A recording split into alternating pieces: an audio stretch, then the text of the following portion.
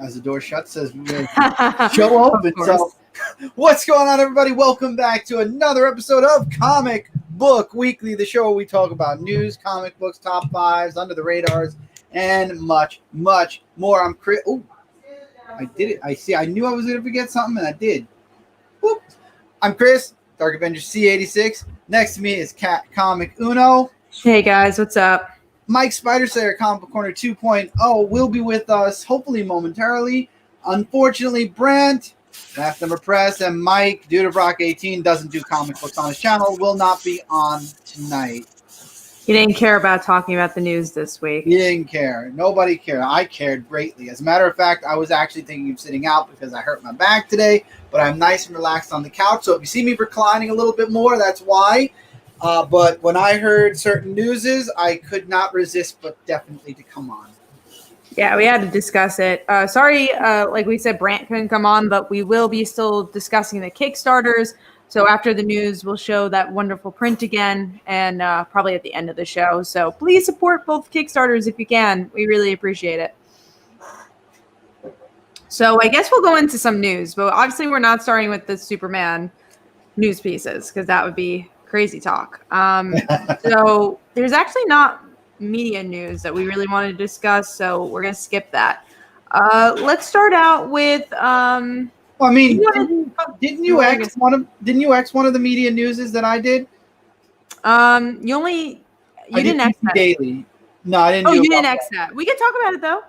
I feel like DC is really, and this is a good way to kind of segue until Mike comes. I just feel like DC is taking away a lot from their app. And a lot of stuff is now showing up on HBO Max. I mean, at this point, what's the plan with DC's streaming service? What I'm hoping is that it's kind of like a Marvel Unlimited, that they don't focus as much on the TV shows and make the other stuff handle that and make it more about the digital comics. I think they'll succeed a lot more by doing that. Maybe. I feel like they're taking so much away and they're really not giving us a lot. Whereas Disney Plus, from the get-go, they've been giving us a lot and they're giving us more and they've been promising more shows, so it's just weird. They're also Tevia wants to know about the Batwoman news, that they're going to kill her off. We kind of discussed the new Batwoman already. I know most of us haven't watched all of it. I've only seen half the season. I don't watch it at all. Yeah, I don't have much opinion on it because again, I'm not as dedicated to the show. I didn't really quite like it. So whatever changes they're going to make, I hope it's for the better. I love how Kenneth caught my Cyclops. Yes. Oh man, I did not catch that. Yeah, they just started these. They're what do you call it? Well, I hope that they continue. Well, it's from Marvel, so it is. It's a Diamond. What do you call it? Diamond Direct or Diamond Select. So they did these for Batman, the animated series. Now they're doing the X-Men in the '90s and Spider-Man in the '90s. So that's I cool. Jumped in at the beginning. This came out already. Wolverine is this month. There's a Jean, Magneto, Gambit, Rogue, Sabretooth, and I think there's one other. And then they're doing Spider-Man and Mysterio also. So they're doing like the 90s Marvel cartoons. So I'm trying to get in at the ground level and get as many, if not all of them. Because they're really cheap anyway. They're really nice and they're cheap. It's a nice size. So they have the action figures and they also have the statues. Mm-hmm. Yeah, that's pretty cool. I think we have a new person. Have we seen Louis Pham? I have not, so welcome to the show. And if you have been here before, welcome back anyway. Yeah, welcome back. So other news, media news, that was the only thing I really wanted to truly discuss. I know Brant wanted to discuss the whole long-awaited man leaving the Flash, but I didn't have many opinions on that. Again, this is kind of like James Gunn. Did he do it recently or was it an older? It was a while, but it was bad. It was not bad? James Gunn level. Yeah, it was very, very inappropriate. So, okay, then never mind. Okay. Yeah, and it was like more than one tweet. It was really, really bad. So understandable. I'm glad that they, did what they had to do and honestly didn't quite like the character. So, I feel like I feel like he was a good character. Like he fit the character, but elongated man and Flash. For his few moments, I thought it was good, but as a mainstay character, might be too much. Yeah, I wasn't a fan. All right, let's go into some of the stuff you wanted to talk about, Chris. So you had the death metal one shot you wanted to discuss. There's a couple one-shots coming out. Yeah, which are the one-shots now? All right, let me read them off. We have a 48-page one-shot, Death Metal Trinity Crisis. Okay. Death Metal Speed Metal, and then the Multiverse Ends one-shot. So it's Wonder Woman, Batman, Superman, you know. They feel like I feel like they're little mini event books that are spinning out of metal. I'm getting all three. I like it. The Trinity, which is Batman, Superman, Wonder Woman. The what do you call it? The multiverse ending. I'm interested because I'm wondering if Death Metal is going to be the death of the dark multiverse. I mean, I hope so. Because I'm not really a big fan of the dark multiverse. Well, I'm being honest. Batman Who Laughs is always going to be around. Somehow, I don't know why it's so popular. Ooh, Bavarian has a huge mail haul and store haul coming in tomorrow. Well, do a video. Start doing videos on your channel again. Share what you're getting. Perfect timing. All right, let's go to the next thing. Nightwing returns to Gotham. Which is weird. Because he was always in Bloodhaven. I'm surprised that they're bringing him back to... Well, maybe it's because of what happened. Maybe when he got amnesia, maybe he's sticking around to kind of... Because maybe he'll break through it and he'll want to kind of... old stomping grounds kind of feeling, get a feel for, being Nightwing again. Or be in the Joker War, There's a big event going on. Why not have everybody? Oh, I meant after the Joker War. Isn't this supposed to be after the Joker War? I think it's following it, but whatever, aftermath happens with it. You got to have the whole family together. Exactly. So that makes sense to me. I guess we'll see. And we'll also see if he gets his memory back. It looks like he's in the older costumes. That's cool. Yeah. Like the Nightwing costume, at least from that picture. It could be an old picture. I don't know. I didn't really look at the article too much. I will be just happy when he's got his memory back because I can't stand Rick Grayson, that's for sure. Not a big fan either. We do have Mike Manhattan who says, did you guys see Last Days of American Crime? It's a Netflix movie based on Rick Remender's comic. I have not. Sorry about that one. Catching up on like the big shows like Dead to Me. I'm currently watching, and then Fleabag will be next. I just finished 30 Rock, so none of the smaller ones. All right, let's go into. Me and Brant wanted to discuss this, but I'll talk about it. So Stjepan Sejic exits DC for creator-owned works, which makes sense. So he's the guy who did like Aquaman. He did some Witchblade, but he's well known for his creator-owned work and kind of like. I guess I would say X-rated books. So makes sense that he wants to focus on that. I actually think they're really well done. I've read some of them. It's not just like erotica. It's actually like well done story. So yeah, I think it would be cool that he's doing more of that. Okay, moving on to Al Ewing, who's done a lot for Marvel. So Immortal Hulk and Jane Foster. So he is creating his own Boom book, which I'm excited for this. I love that like all these big Marvel creators are going to Boom. We have Tom Taylor and now Al Ewing. Definitely gonna check those out. Oh, definitely. It's great. They've been making amazing books. I'm really excited for Tom Taylor's Secret Seven. Yeah, me too. I like Boom a lot, and I think Boom is booming. It's booming. No pun intended. Their books have ever since Power Rangers. Like, well, no, Boom had wrestling, the WWE before that, and there were other Boom books. I feel like now Lumberjanes was pretty big for them as well. And they had Sonic and Mega Man before they lost it. I believe, before they lost it to IDW. Supposedly we're going to be hearing ice in a second. So if you guys do, that's what that loud noise is. All right, that's what that loud noise is. There's the ice. There's the ice. The ice seems to be done. All right, moving on to Marvel releases free comic book day books for July. So we got the X Sword thing going on, which makes sense. They made it. Why not release it? And I hope it's free. I hope we don't have to pay for it. That's what I was going to ask. So A, is it free? And B, when is it? Is it going to be July? No, July. I don't know when. Okay, they didn't give it a specific date yet. My question was going to be: is it a Saturday? Will it be on a Wednesday? I feel like it's going to be on a Wednesday. Probably. I feel. So I'm going to get it. I'm not going to pay for it though. I have to pay for it. If it ain't a free comic book from Free Comic Book Day, I ain't no. Kenneth about Sejic. He was such a great artist on Aquaman. Sad he's leaving.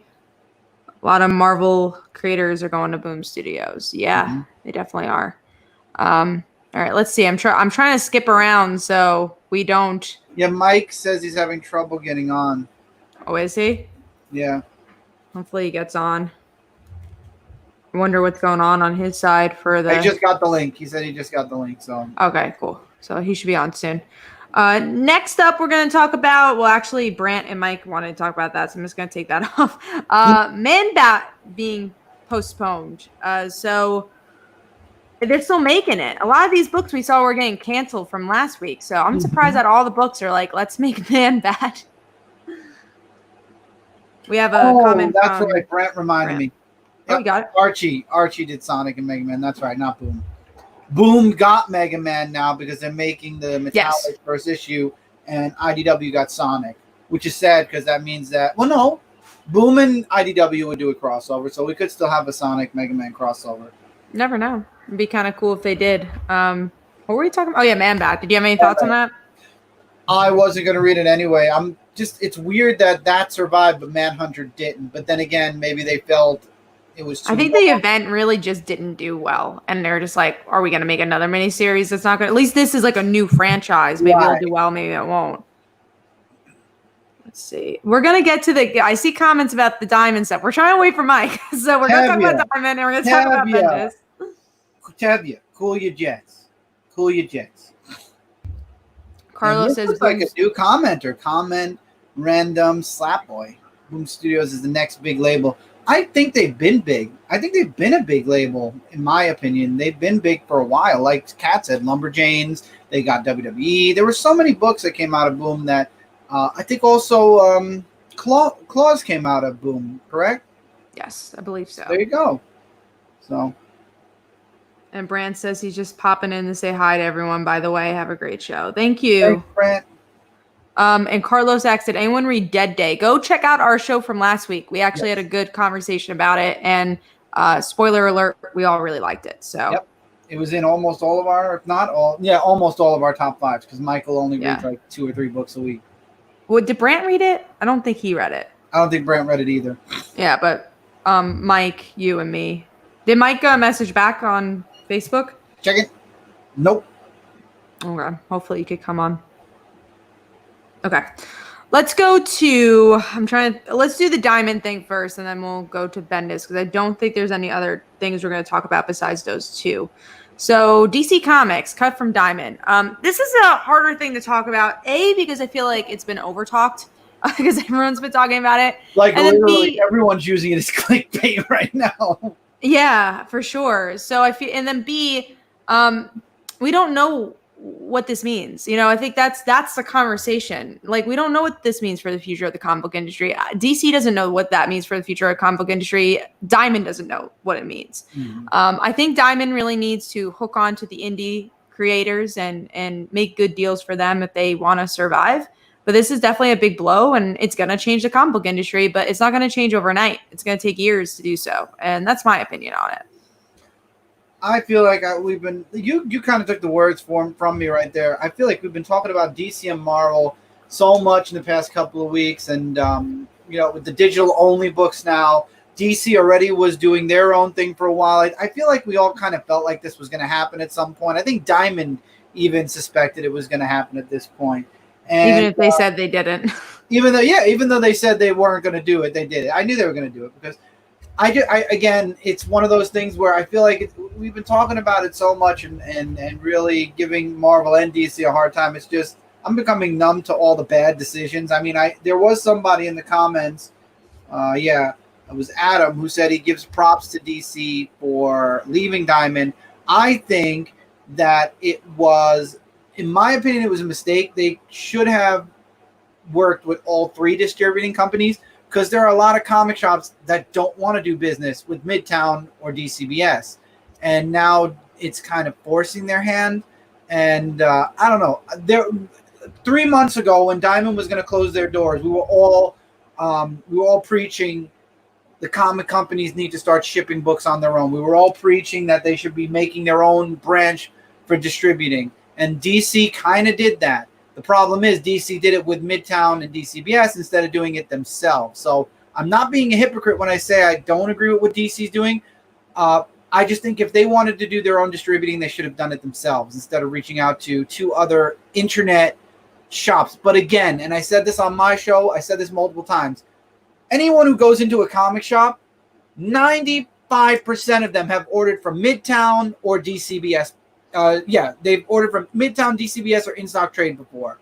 There are very few people I know that collect comics, that go to their local comic shop still and don't buy from any of the three that I just mentioned. Yeah, at least we've in the past, like for me, I bought from Midtown for years before I went to my store. And then I realized, my store exists. So I could go to, I mean, it's a little, because my store is a little farther from me. So it's like 20 minutes or so to drive there and 20 minutes back. So it's a little farther. But obviously it's worth the drive. But yeah, when I was younger, I used to just get stuff from Midtowns. And I'm sure if you miss a comic here and there, you either bought from Midtown or DCPS or, DC.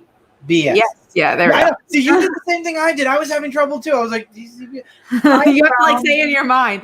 I found DCBS. I don't remember if I found it through Brand. My friend I think it was Brand because he was like, yeah, you could buy. Yeah, it was Brand because he was explaining to me how I could buy 3 months in advance. It's all at once, but at the same time, yeah. And I started going to them and the previews and the discounts. That's the thing, though. Are the prices going to be the same for comics? Because now DCBS and Midtown are the ones that make the deals. I don't. Oh, you mean that? You mean deal wise, or you think publisher wise? I mean, publisher wise, I think it's going to be the same. No. I meant just the for ordering wise, because I mean, I ordered from. Got it. I ordered from Midtown last week, and several DC books were cover price, no 12% off, and several independent books. Like there was Archangel 8 was cover price. I didn't get Faithless 2 because it was also cover price. There was no discounts whatsoever. So I don't know what Midtown's doing, but kind of made me wish I ordered from DCBS now. So Mike, we're discussing, we discuss all the news pieces besides the DC Diamond and obviously Bendis. So we're on the discussion of DC Diamond situation. If Mike could hear. Oh, okay. Yeah. Sorry that I was late. It was even on early, and obviously I had technical problems, so figures, right? So DC Diamond, right? That's what we're talking about? Mm-hmm. Okay. I mean, I think it could cause a problem. I don't know. I mean, will other shops follow? That's kind of my thought process. What does this mean for Diamond? What does this mean for the retailers? Because obviously you would think that they were getting discounts because, they order all their comics from Diamond or whatever it is. And now, Marvel Comics and some of the others, they might have to pay more money for their comics now because Diamond's not going to be making as much money anymore. Or is Marvel and the other companies going to follow suit? You know what I'm saying? So I'm curious to see what that's going to be like. Mm-hmm. And from far as I know, it's like, was it Lunar? I think is the one that they've actually do a good job in shipping their comics and things like that. So yeah. So I heard they do a really good job. Would they be ready to do the whole thing like that? You know what I'm saying? If it did come to that, I mean, do you think that Diamond might actually stay in business after this? I mean, there's a lot of what ifs. I think it'll be open to a capacity because they still make, like I was showing before. I mean, this is made by Diamond, this bust. There are tons of Diamond Select. The issue that they're having right now is that they're not paying the bills to these publishers. That's the big issue. And if they can't pay their bills to the publishers, that's why they're going to go bankrupt more than making the statues and all that.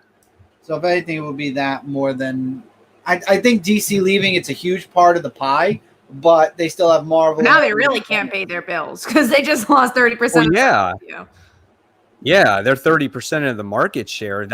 That's huge. Mm-hmm. Like if they could barely keep afloat before, when this pandemic happened, and they couldn't pay people, they owed people money. How are they going to pay them now? Period. Because that's a lot. That's huge right there. So I think these other comic companies better come up with a plan before something serious happens. Yeah. Well, I don't see any so, other companies going. That's my thought process. Yeah, I don't see any other companies going to Lunar or UCS or whatever the hell that other one's called, UNC something or other, whatever. No other companies going there. No independents. Marvel hasn't shown any interest whatsoever. So Not yet. Not yet. Right, exactly. But if Diamond starts to, like you guys saying, there's no money to pay the companies, then what? Yeah. They're going to have to come up with, I think, a backup plan.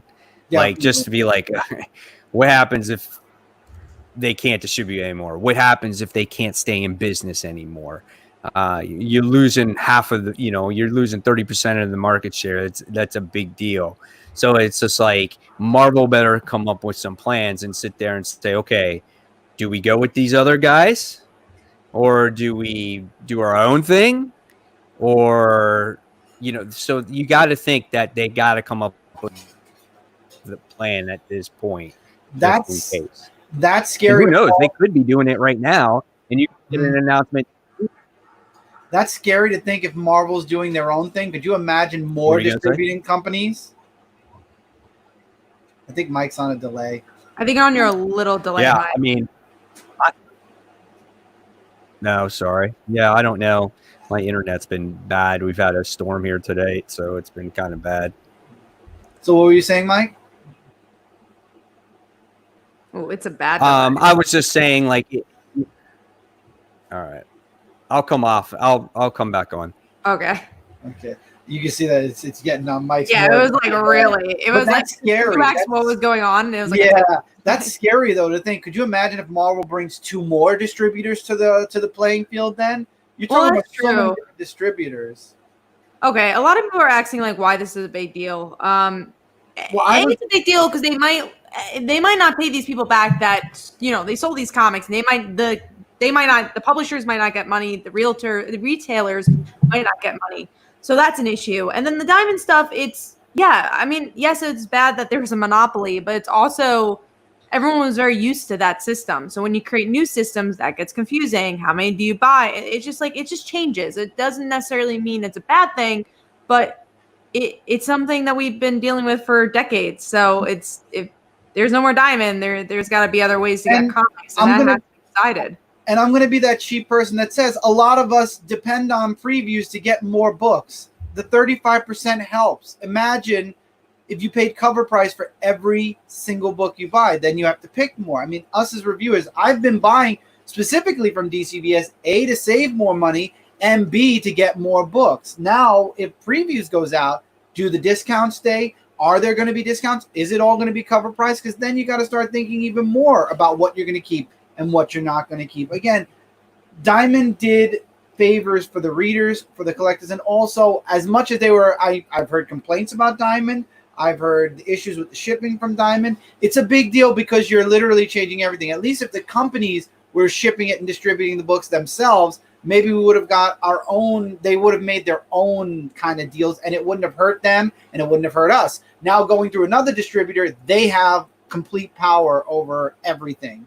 So Brant's iterated better than what I was trying to say, but this is what I was trying to say. So for hopefully Michael presses or Chris can press him. For one, all those DC Books retailers are a paid Diamond for. We don't know if they'll get their money back. That's the issue. So that's the big issue, is the hole that Diamond has left DC, especially with missing books and all that. So that's the issue. But then also, we don't know, Lunar, I think, and all that. We don't know how that works internationally, their shipping, because that's a U.S.-based, they're all U.S.-based companies. But, are they going to come on time for Canada, let's say? These books come on time for Wednesday, because I heard they haven't been. So they haven't, and also somebody said something about the shipping. It was at the top. I shared it earlier. Somebody mentioned about the shipping. Hey, Mike, are you better? I don't know. Am I? Yes. I think so. You answered quicker than last time. We can count. We want to do the counting thing? We can do the counting thing. So, hold on. 3. Yeah, ready? 2, yeah. I'm going to say 1. 1? 2. Oh, okay. 2. 3, 5, 7, 8, 9, 74. I think it's a good timing. It's good enough that it actually works. Yeah, here. Comic Boom. International shipping is much more costly for DC now in UK and Europe. Well, that's what I heard. Like internationally, this hasn't been working out as well compared to like Diamond, but you know, things that we're gonna have to get used to. But I don't like playing the blame game. Oh, and this is what Brand says. Retailers say they hate Diamond, but they don't like dealing with multiple sources and forums and sites to get their books ordered. It's a lot of work, so dealing with one distributor is easier. Exactly. Brand's really hitting the nail on the head on all this. Yeah. It's a different system. Everyone has it's like kids who live with their parents. They complain about their parents' rules. They complain about having to do certain things. But then when the parents say, okay, go get your own house, like, I can't do that. It's the same diff. Yeah. It's just dealing with change. And I think, but if there might be a force to change, you know, it just might happen, you know, so we'll see what happens with the whole situation, but it's definitely kind of unsettling times, you know. Why do you think they've been pushing digital? Then think about it. They've been trying to plan this for a while. That's true. And also, we don't even know what Marvel's plan is. They've just been quiet about all this, you know? We don't even know what their plan's been. No, so that's really interesting too. Marvel's letting DC eat up all the press, eat up all the negative, and then they're just going to come in when DC's done doing everything, and they're going to say, you know, we're going to do this too. They started the digital-only trend, though. Marvel started it. DC continued it. So I don't agree, and I stand by Mike. I don't read my books digitally. I like to collect my single issues physically. There's room for both. They don't believe in it. I mean, that's where, you know, and I said this on my show also, this is the point in my life where I start to say, well, if the companies don't know where they're shipping from, don't know what they're doing, they want to make everything digital, at some point maybe I'll read my books digitally and just collect them in trade paperbacks and buy single issues from Marvel and DC, because the independents, again, kudos to every single independent company out there, they've been rolling life as usual, normal releases, everything, not one change, not one problem, and life has gone back to normal with everybody except DC and Marvel. So you know what? That's where my single issue money will go, and then DC and Marvel will just be trades if I like the story arc enough. And that's where they lose, from my pocket, my money. We have Brand's comment. DC shouldn't have sprung this on them or even on Diamond. They should have given notice. That would have at least eased the transition somewhat. We have 45 viewers. Thank you, guys. This is great. Thank you all so much. Yeah, definitely. Yeah. With DC, I mean, it seemed like they've been having the most issues when it comes to distribution with these new comics. How many comics have gotten delayed since comics have come back, right? Batman was supposed to come out. We had all these other comics that were supposed to come out. Then it got pushed digitally. Do you think, like, because of these shipping problems that they had with Diamond, is the problem part of the reason why they made this complete shift? Oh man, maybe. I don't know. It's hard to tell. Sorry. It could be part of the fact. I mean, it could be just maybe the icing on the cake. Maybe they had a certain situation where it was just like, all right, this pandemic's happening. Maybe this is our time to do something different, you know? Yeah. So, I mean, if they're going to go digital only, at least freaking make your books cheaper. There's no point to selling them the exact same price. I don't understand. Well, but then that really that's the issue, is that then that kills the physical competition altogether. Exactly. So people are just going to buy digital. Well, I'm saying if they go only digital. Oh yeah, then it makes sense. But yeah, that definitely changes a lot. I don't know if they're going to go fully digital, but I think they're definitely planning on certain titles that maybe don't make as much money to go digital, and then the bigger titles like Batman and all that to stay physical. Comic Boom says, have any of you bought more digital since the pandemic? No. Yes, but forcibly because of Marvel. So Marvel has some books that may not be collected at all. So that's why I've gotten more digital books, because they're literally not coming out physically. I bought physical back issues during the pandemic. I did not read them digitally. Trades. I bought trades and a lot of like older comics to add to my just my overall collection. You know, like minor. I'm literally keys still sorting like my trades. That's all my trades that I'm sorting. Yeah. So yes. So I rather do that. I rather buy old stuff than buy digital stuff, because it's a physical hobby. It's like one of those things where you love to show your books when you get them, right? So that's the whole reason why I do that. I agree, and I'm just not a fan of digital. Call me old-fashioned. I want a physical book in my hand, or if I've got to read it digitally, I want a promise of a physical copy later. That's just me. I agree. Like what they did with Smallville and all that. There's an interesting question I kind of want to answer here. So Adam Murray asks, "Hey, Kat, make your books on Comixology." 3 of the issues are on Comixology, and I haven't seen a cent from it. And that's why I don't put my books on Comixology, because you have to like sell like I think 100 books or something on Comixology just to make like some profit. So if you want to support the creator, honestly, don't buy from Comixology, especially indie creators. So you would rather buy digital books from them. So Comixology is kind of the digital version of Diamond. Yes, it's the digital version of Diamond. But it's also owned by Amazon. It's a big company, so it's like giving your money to an Amazon instead of a mom and pop. So exactly, because Amazon and Comixology work side by side now. And this is the same thing. Tavia, why don't you put your books, Kat, why don't you put your books on another digital publisher? Exactly what I said. If I sell it on my Etsy store, I get all the profits. If I go somewhere else, they get a percentage of my profits. So it's really a percentage, and you don't want that. If you can go just from you to the consumer, then you get that profit. Exactly. That's what we do. I mean, same thing with brands, same thing with myself. We go to the comic shops ourselves, or we reach out to people we know that have comic shops. And I think that we are. I think Last Ember Press is on Amazon. Brant, if you're still in the comments, you would have to. We do have digital. We do sell digital comics too through the Last Ember Press shop on Etsy. But I don't know if we're on Amazon or not yet. I can't remember. But again, I can tell Adam Murray is a humongous. I mean, he actually did say in the comments that he is a digital. He loves digital. He only does digital. I mean, go for it. I think digital is great. I just think if you could directly give it to the creator, that's always the best. Which I kind of want to plug the Kickstarter now, just because we have a lot of viewers talking about this.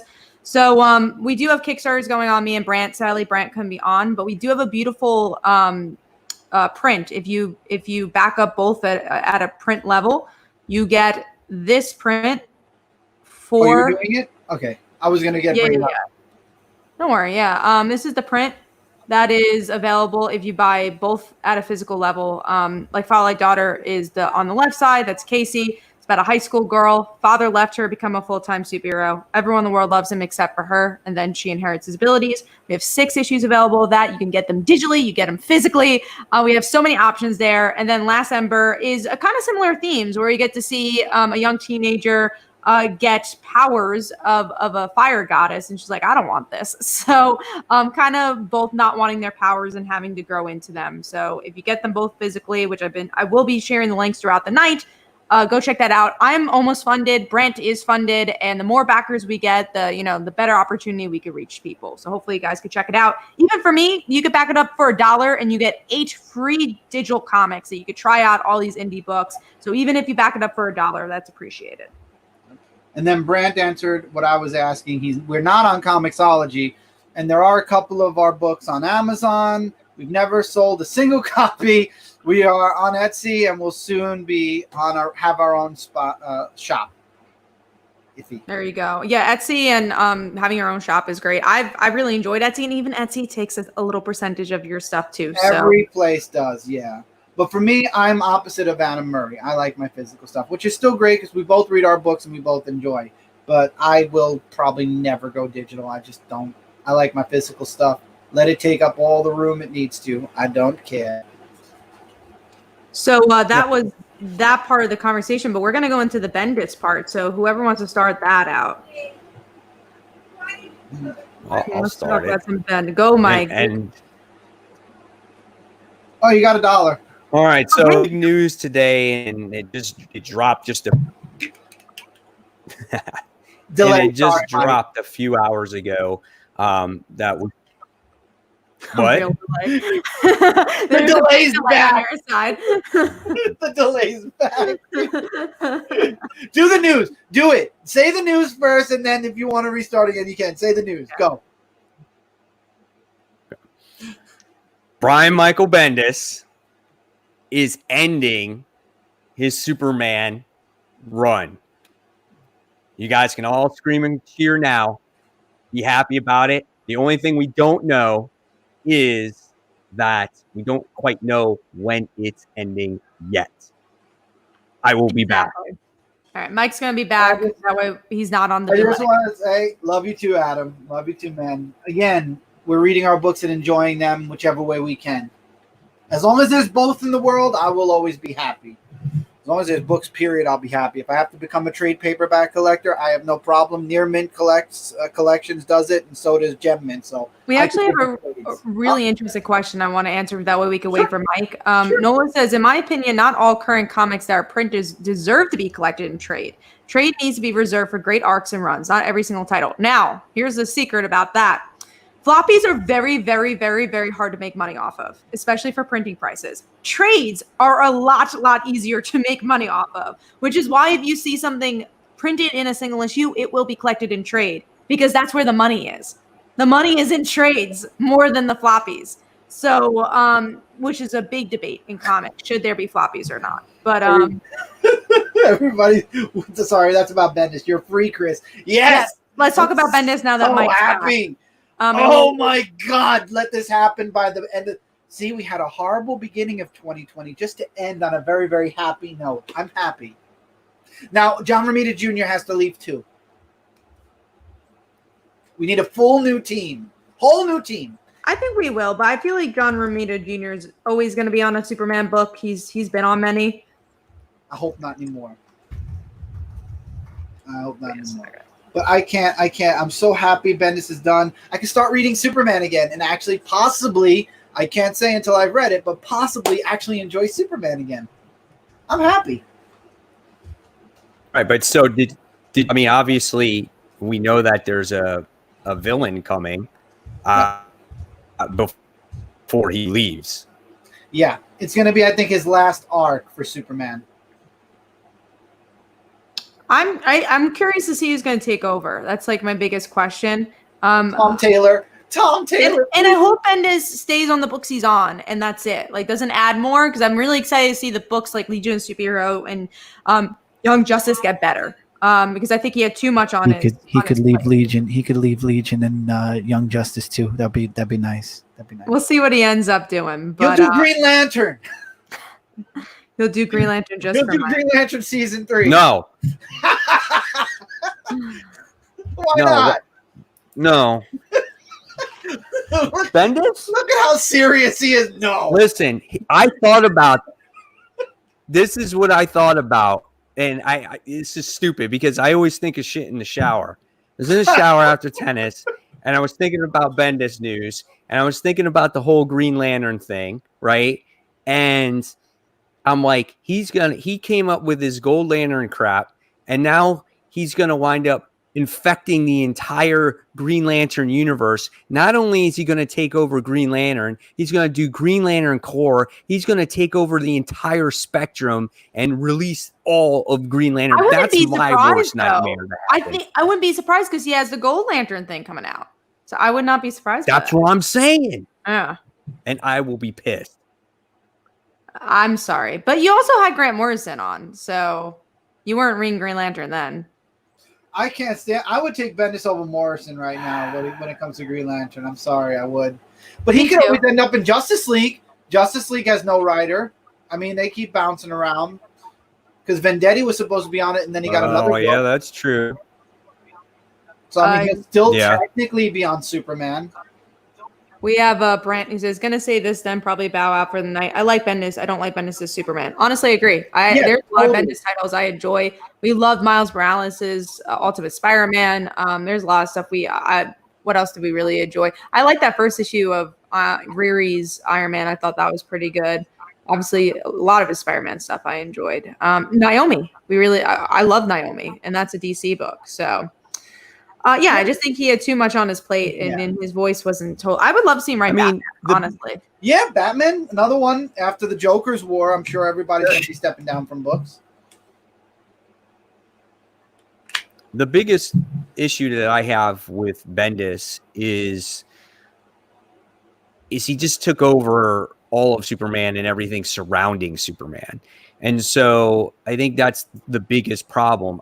I don't necessarily think I would have had a problem if he just wrote one Superman book. Maybe if he just wrote, did Action Comics, right? Or maybe just the Superman title.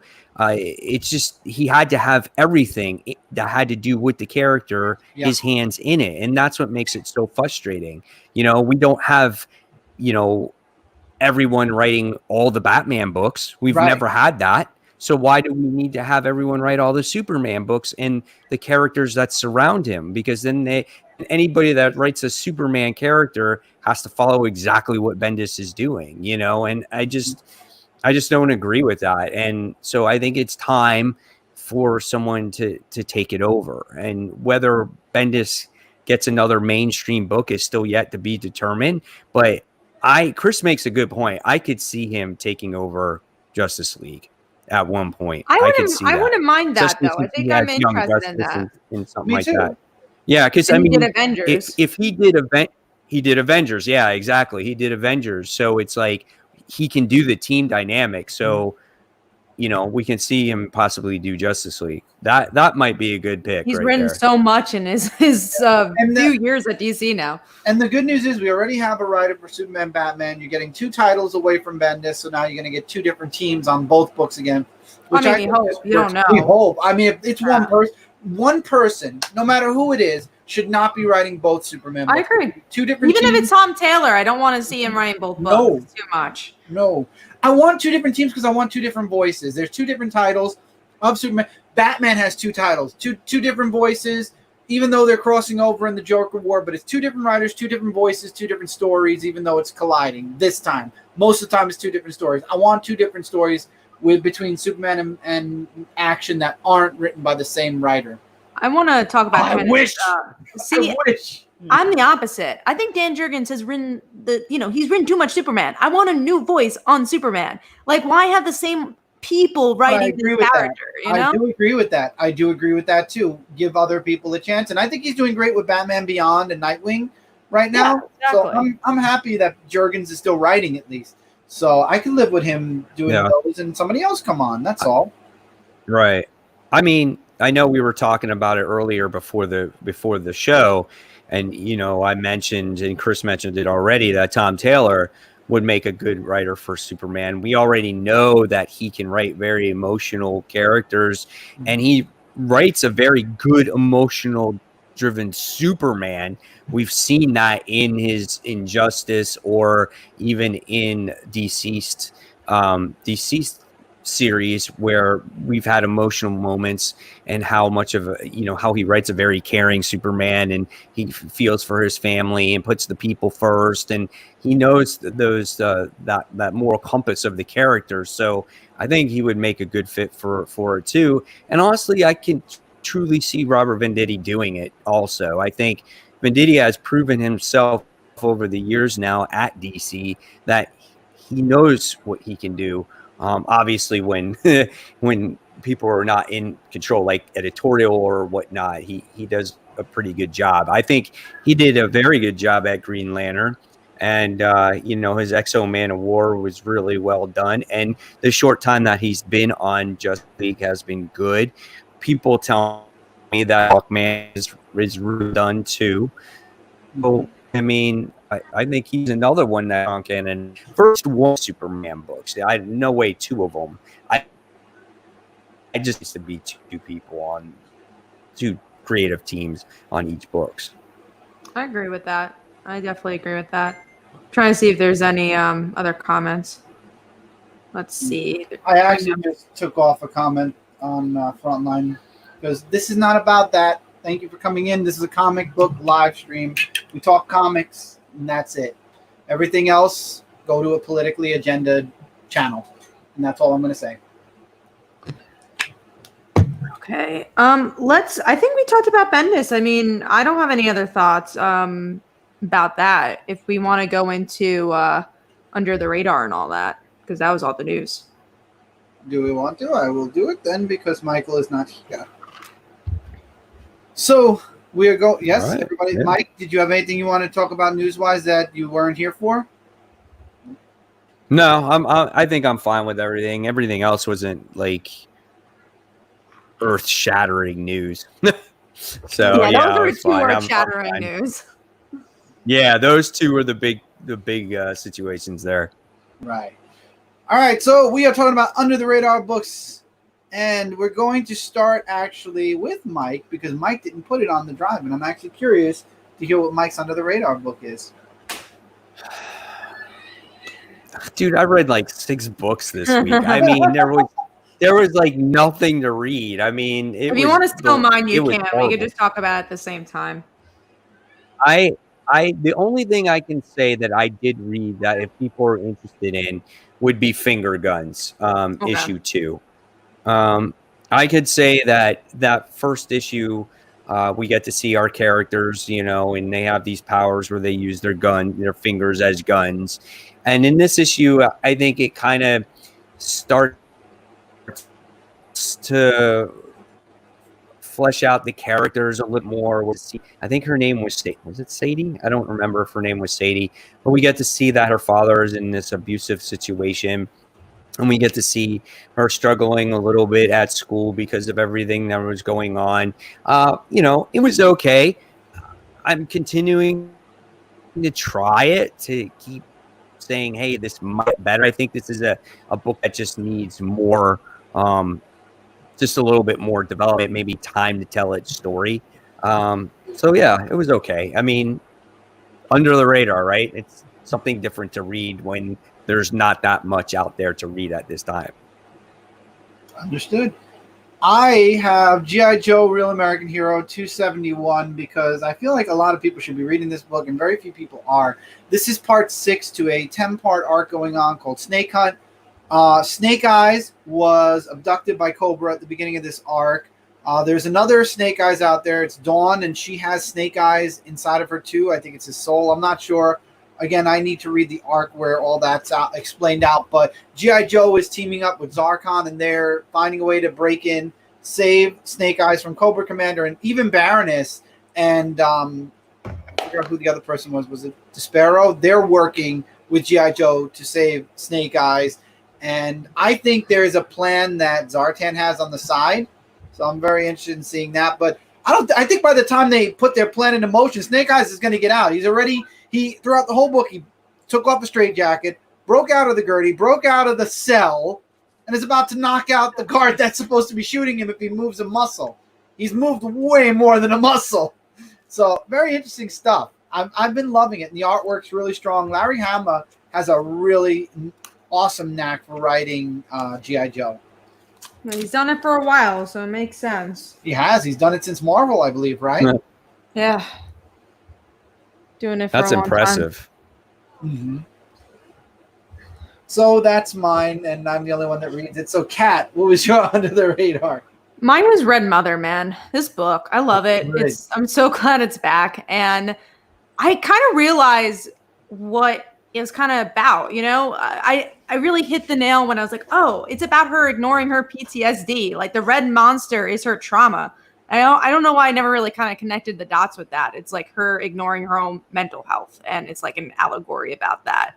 But yeah, I like how slow it is. And, that's usually not a compliment to a book, but that is extreme compliment to this horror book, is that it takes its time and you really feel her emotions throughout. And it's her dealing with having to say goodbye to her boyfriend if he died or not, and her trying to move on. And she's kind of forcing herself to move on. You could tell that she's not ready to do so. So I love this book, and the artwork is so freaking good for it. Go read it if you haven't. I love Red Mother. It's actually in my top 5. And I just want to answer this. I'm looking forward to Rob Liefeld doing Snake Eyes because I've seen internal artwork already, and so could you, Mike, if you look up the previews.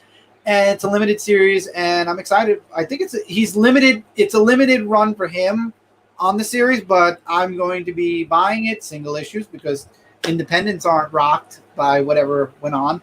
And then I'll see if I might get a hardcover later on with oversized art. But yeah, no, I'm okay with Rob Liefeld doing Snake Eyes. Looks really his art, unlike John Romita Jr.'s art, which went that way. Rob Liefeld's art actually got better over time. He doesn't draw such big chests anymore.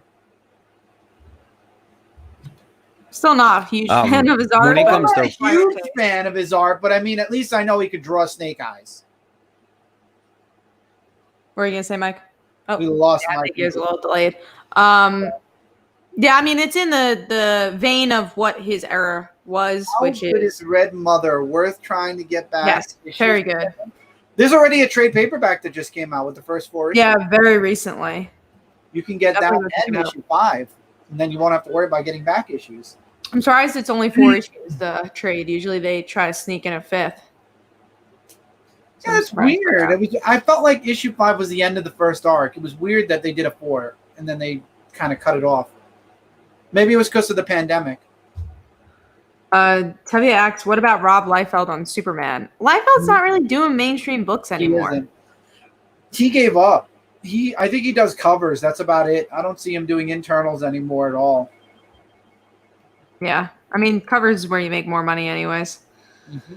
So do we want to start talking about the big books in top 5? Yeah, and then when Mike comes back, he could give his Red Mother thoughts, because I think that's what he was trying to do, but we lost him, so. Indeed. So with that being said, let's talk about some big books and our top 5. So we're going to actually start. I didn't read this book. So I kept it because I thought Mike had read it, and I forgot to ask him if he did. So I'll be really quick about it, Okay. or else I would have taken it off. But yeah, Catwoman is the big book we're talking about. And anniversary. Not bad. I think if you're a Catwoman fan, there are some good stories in there. Not a must read like most of these anniversary stuff. But I think Tom Taylor had a really interesting story about the kid, about Selena and Bruce's kid, that I thought was fun and interesting. Other than that, yeah, if you're a hardcore Catwoman fan, go get it. If you're not, you don't need to buy it. I like some of the covers, which is cool. I think that's the one thing. It's the covers for the 80th anniversaries that are crazy good. I mean, Green Lantern, I was debating between 3 covers, Oh, yeah. Green Lantern's got some good ones. So Mike's back. So we just discussed Catwoman, and I know you wanted to discuss Red Mother, Mike. Yeah. Can you hear me okay? Yes. Yeah. It's not as good as your other quality. I know you switched. No, Yeah. I switched to my phone because the internet's just not good today. So just working on the phone, but I can't connect this mic. Yeah, that's fine. You sound good enough. You sound good, but you sound good, so you're good. All right. So, excuse me. Red Mother, I think is a great book, and that's always been the problem. She's always had the issue of she just kind of feels like everything is fine, and she tries to push forward, and then there's always something that happens, and she's just freaking out. So I agree with you that, you make a good point there about her dealing with her PTSD. But again, I still think you're kind of left in the unknown if that's truly what it is, or if it is a supernatural type of thing. But it's very possible, But yeah, it's a great book. And I saw in the comments earlier that should I pick up that book, is it worth, checking out the back issues for it? And I say absolutely. So when there's an actual, I don't know if there's, I think a trade came out for it. Yeah, I think it last either week. came out or is coming out. Let me see. Right. I think it came out last week, if I'm not mistaken. I'm getting it. Oh, it's the 16th. It looks like it comes out. Oh, maybe it got delayed then. But that's Amazon. It might be out in comic stores earlier. Yeah. So I definitely go out there and read that trade. It's a great book. It will take you like 10 minutes to read that trade, though, because it's such a page turner. And, not much has really actually happened in the story, believe it or not, but you get hooked on it and you can't wait for the next issue to come out. Oh, for sure. And again, it's one of those books, and one of the only books I would say that the slow burn is what makes it. It's like, it's kind of its thing. Yeah, absolutely. Which is interesting. All right. So we also talked about Catwoman. You said you read that one, right? I did not read Catwoman. I breezed through it. Like I skimmed it just to look at the nice looking pictures inside of it. And I did read a couple of the stories. The one story that I did read was the Tom King story. And actually that story was really good. I agree. I enjoyed it. And that's just the way Tom King's run has been since the beginning when it's come to his Batman story. It's him and Selena. And you just get to see the future of Selena and them having their baby, and dad moving on, and Selena, an old woman, and but it was cool seeing the daughter grown up at the end of that, and I thought that was a very touching story. It's like my heart. I thought that was cute, actually. Yeah, and it kind of gives you like this end of Batman in a way, and it's kind of like you fill in the gaps all the way up until that point. So I thought that was just a really nice story. That's the one thing that I got out of that whole entire Catwoman thing. I think I read a couple of the other stories, but it didn't really mean anything to me. This one just kind of put an exclamation point on his Batman run there. I agree. So those are only books we talked about. So we still have the other two big books. Okay, so then the other one is the Death of Nancy Drew, issue 1.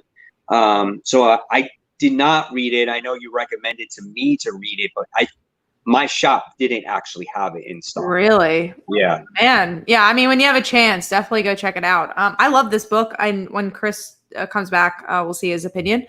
But I mean, spoiler alerts for this one, but it's Joe Hardy who, is trying to do the mystery of how did Nancy Drew die? This doesn't make sense. I mean, we learn a little bit about this world of Nancy Drew, some investigation she was looking into. And then we get to see Joe encounter some of her friends and see what happened. And at the end of the story, we learn that Nancy Drew is not dead. She faked her own death. Oh, and, really? Yeah, it's really interesting. So now she's like investigating her own murder. Oh my God, that's crazy.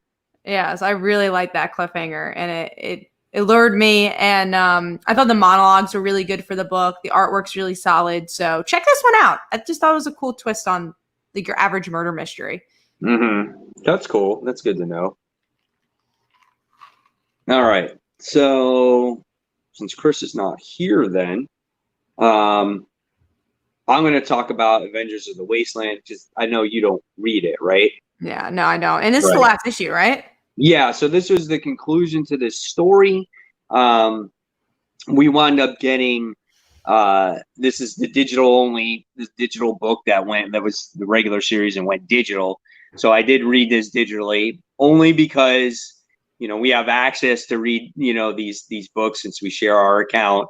And I was like, well, I got to read it because I got to finish it, right? So I read it, and it was good. It all had to deal with, Dr. Doom is the bad guy in this whole situation, and the whole reason why he wanted these Avengers to come to him and to defeat him is because he wanted to be worthy again of dealing with great adversaries before he dies of cancer.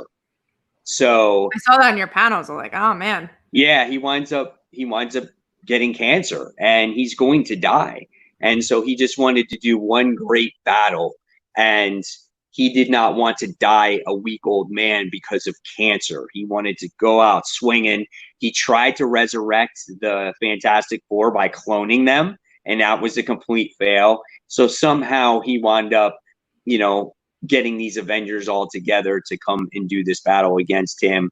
But of course, this version of the Avengers defied the odds. They were better than him. They didn't succumb to his, to his ways. And at the end of the day, they left him alive, and he's just going to die of cancer anyway. So it was a good issue. I liked it. It's unfortunate that I don't have the whole collection. If it does come out in trade, I'm definitely going to be looking forward to it because it was a great book and another good series to the Old Man series. Unfortunately, I think this is probably going to be the last one. I don't see it going, especially moving digitally after that. Yeah, exactly. I think it's worn out its welcome there. I loved it. I love this issue. I loved it a lot, and I agree with you, Mike. I don't see it coming back though. That's the only downside. Yeah, I think the Old Man Hawkeye was really good. I wasn't a fan of the Peter Quill one, but this one was really good. And of course, the original, the Old Man Logan series was absolutely phenomenal. That's where it all started. It all started, yeah. I like the Wasteland though. I mean, I feel like maybe there's more stories, but I don't think it'll be the Avengers. It might be something else. Maybe we'll get another Old Man Logan. I'm not sure. I don't remember how Death of Old Man Logan happened. I don't know how that finished. So. Oh yeah, well the Death of Old Man Logan. That was a really good story too. That led into this. So because that took place all of last year, it was 12 issues. So it was a phenomenal read. Did you not read that, Chris? I didn't. I didn't think the last time they did a Death of, it didn't really go so well. So I might read it in trade. Since you're talking all about it. I think you would like it. It was a great story, and the way that Logan died, it was very honorable. It was really good. Definitely something worth picking up, I think. Mm-hmm. I definitely will. And yes, SM Down. We've been doing this show every single week. Didn't miss one. So was this your number 5, or are you talking about? Oh no, you're talking about Big Books still. This is Big Books, yeah. Okay, gotcha. No, but I loved Avengers of the Wasteland. The only down thing, and the only thing I said it in my review too, is the fact that it went to a digital only format. That's the only bad thing I could say about it. This should have finished off as a physical single issue series. I will always be missing those 2 issues, even though I'm probably going to end up buying the trade and selling the 3 issues off instead. Oh yeah, I agree. And why not? Yeah, or it might be a rarity. Who knows? Rarity, I doubt. If they ever made a 4th and 5th and just didn't release it to the public, then you're talking rarity. Those are the rares, yeah. All right, so just trying to get the chat here on my computer. Deal with me here. So next we're going to deal with our number 5, right? Yep. All right. I don't even know if I have a number 5. You know what? I think I'm going to go with number 5 because it's by default. It's also my least favorite pick, and it was the Birds of Prey.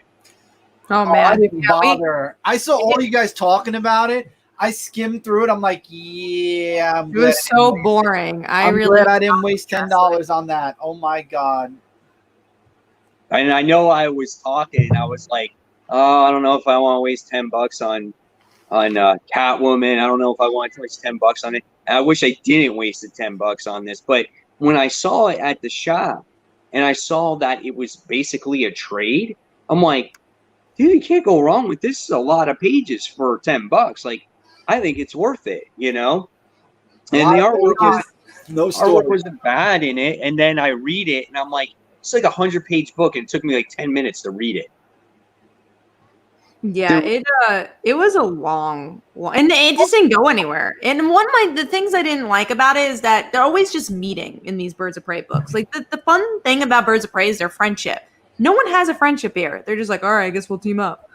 Yeah, they just happen to meet with each other. And Harley gets out, of jail because she served her time with the Suicide Squad.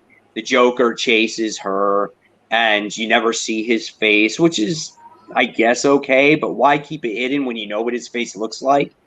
I just don't think you see enough of the characters together. They get together at the very end of the book, and what do? All they do is beat up some common thugs. Nothing special about it, nothing, groundbreaking, nothing to get you excited about the Birds of Prey. It was just a book that was there, and then I kind of scratched my head and say, you know what? Like, why was this book so delayed so much? Yeah, they didn't have much of an idea. I don't know. I don't know why it was delayed either. Yeah, maybe they knew it wasn't going to sell good, or I don't know. Maybe then don't release it, I guess. Yeah, the characters were so bland. Mm-hmm. There was nothing special about any of them. Like, Montoya had this objective of being hidden inside within the crime. Like, she was deep undercover, but then they didn't really tackle it. You know what I'm saying? It was just like, she was that way for like a panel. And then she's like, hey, hey, Birds of Prey, like, I'm undercover here. Oh, okay. It was like no convincing. There was like no real emotion in the book. It was just there, man, So even though that was my number 5, it was just there by default, really. So that was it for me. All right, so Chris, what was yours? Number 5. Mine was Batman Superman issue number 9. I enjoyed this issue. It was a good read. New story arc begins, and there's somebody going after Superman, and they're going to use Batman to do it. And I think this is starting to tie in now to Superman revealing his identity to the world. As a matter of fact, him and Lois are trying to go out on a date, and the paparazzi are all around, which starting to make me think that maybe Bendis has an end game for this whole identity reveal thing where he'll undo it somehow. I'm not sure, but at least that's what they're tackling, all the writers now, is how he's adapting and his family is adapting to it. So I totally Atomic, forgot he revealed his identity.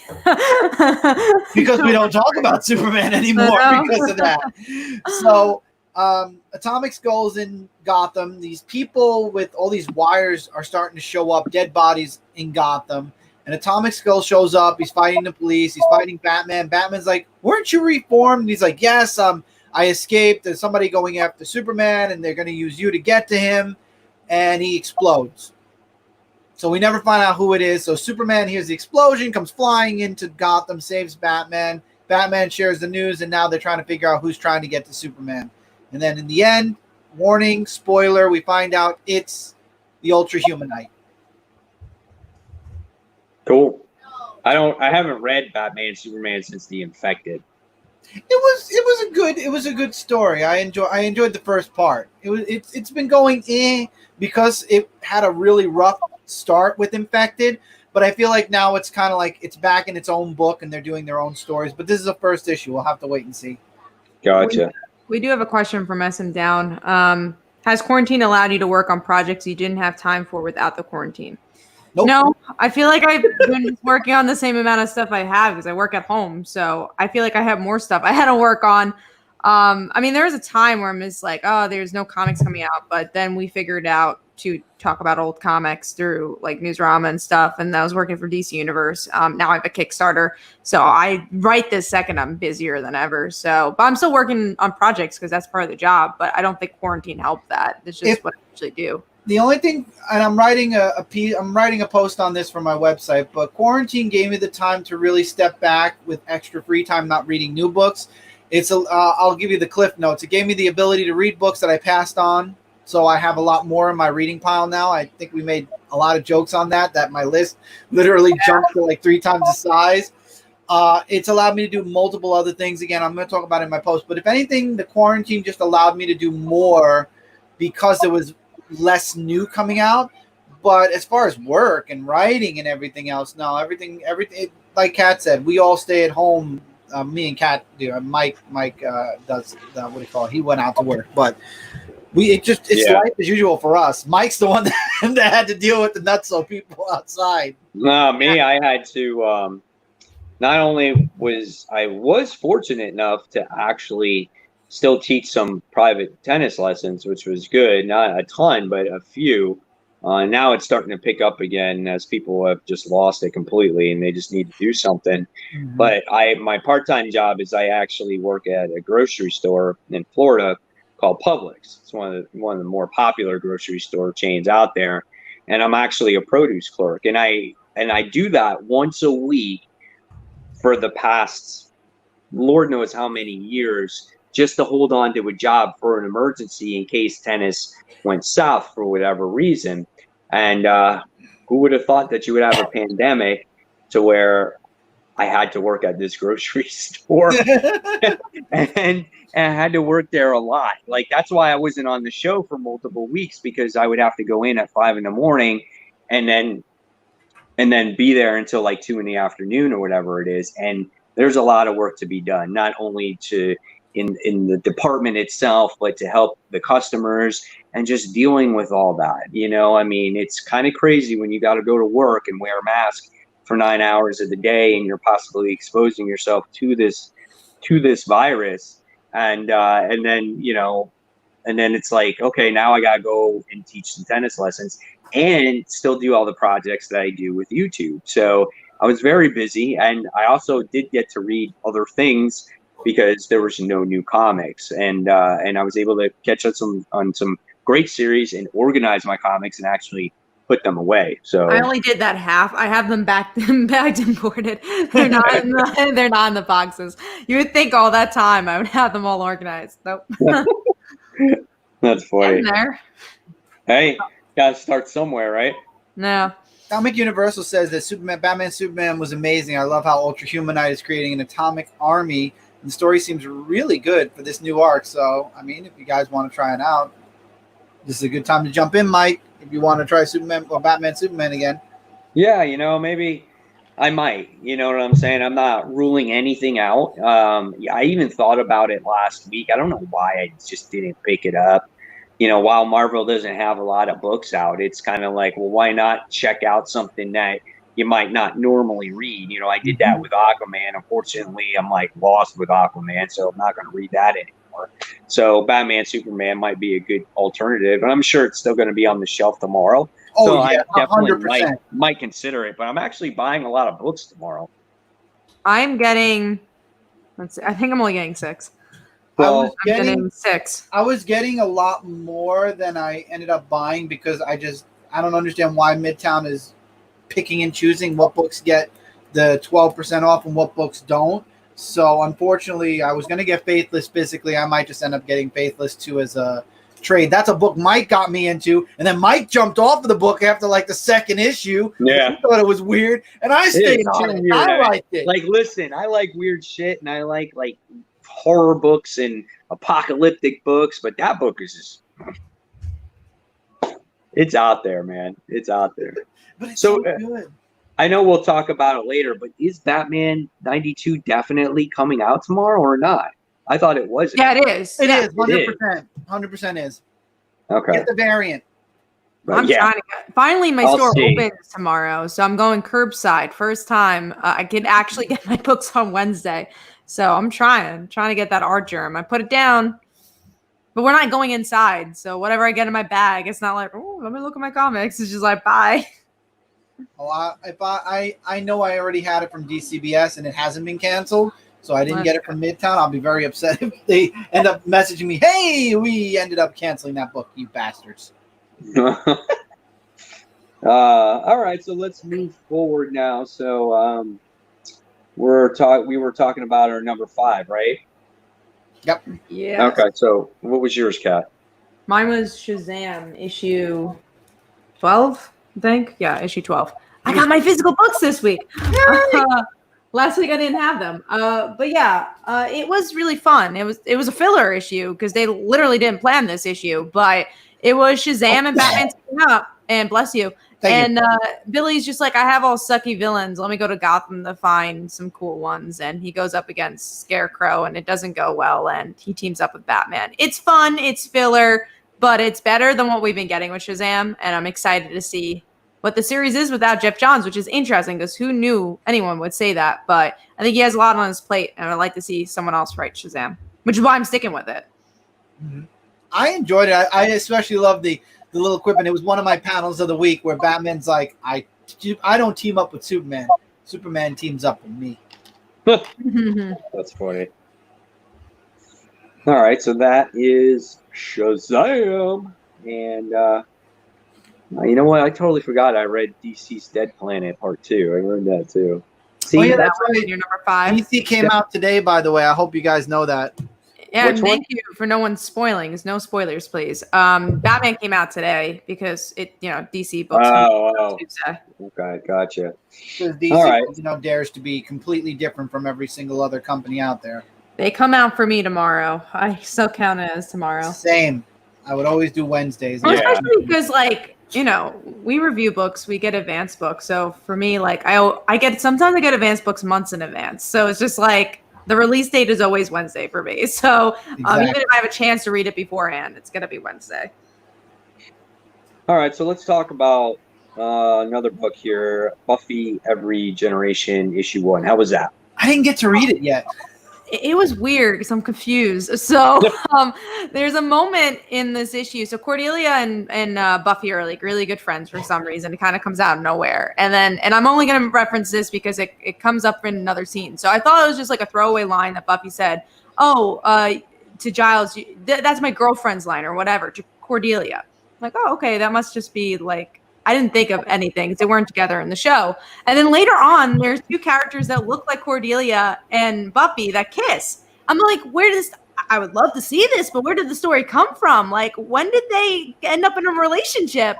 The artwork was just so, like, I couldn't tell who anyone is. So I could see Buffy as a bisexual woman. Well, in the comics she is, but I didn't know where the Cordy and Buffy romance happened. Like, I just didn't see the development or like where they got it. So let me show you the scene. You tell me if you think it looks like Cordy and Buffy. I was just really, I wanted more from it because I would love to see that, but I was kind of confused because the artwork was just not there for me. Let me see if I can find it. If I can't find it, I'm sorry guys, but there is a scene where somebody kisses yeah, look, someone's kissing somebody there, and I just don't know who it is. And it's just like all these flashbacks. I just didn't know what was going on. So I was confused. And then the other stories, I didn't really quite care about the new Slayers, even though the artwork for the last story that they were trying to promote that character looked pretty nice. But it was just all over the place. I think that was my point. Like, there's some obviously really interesting ideas.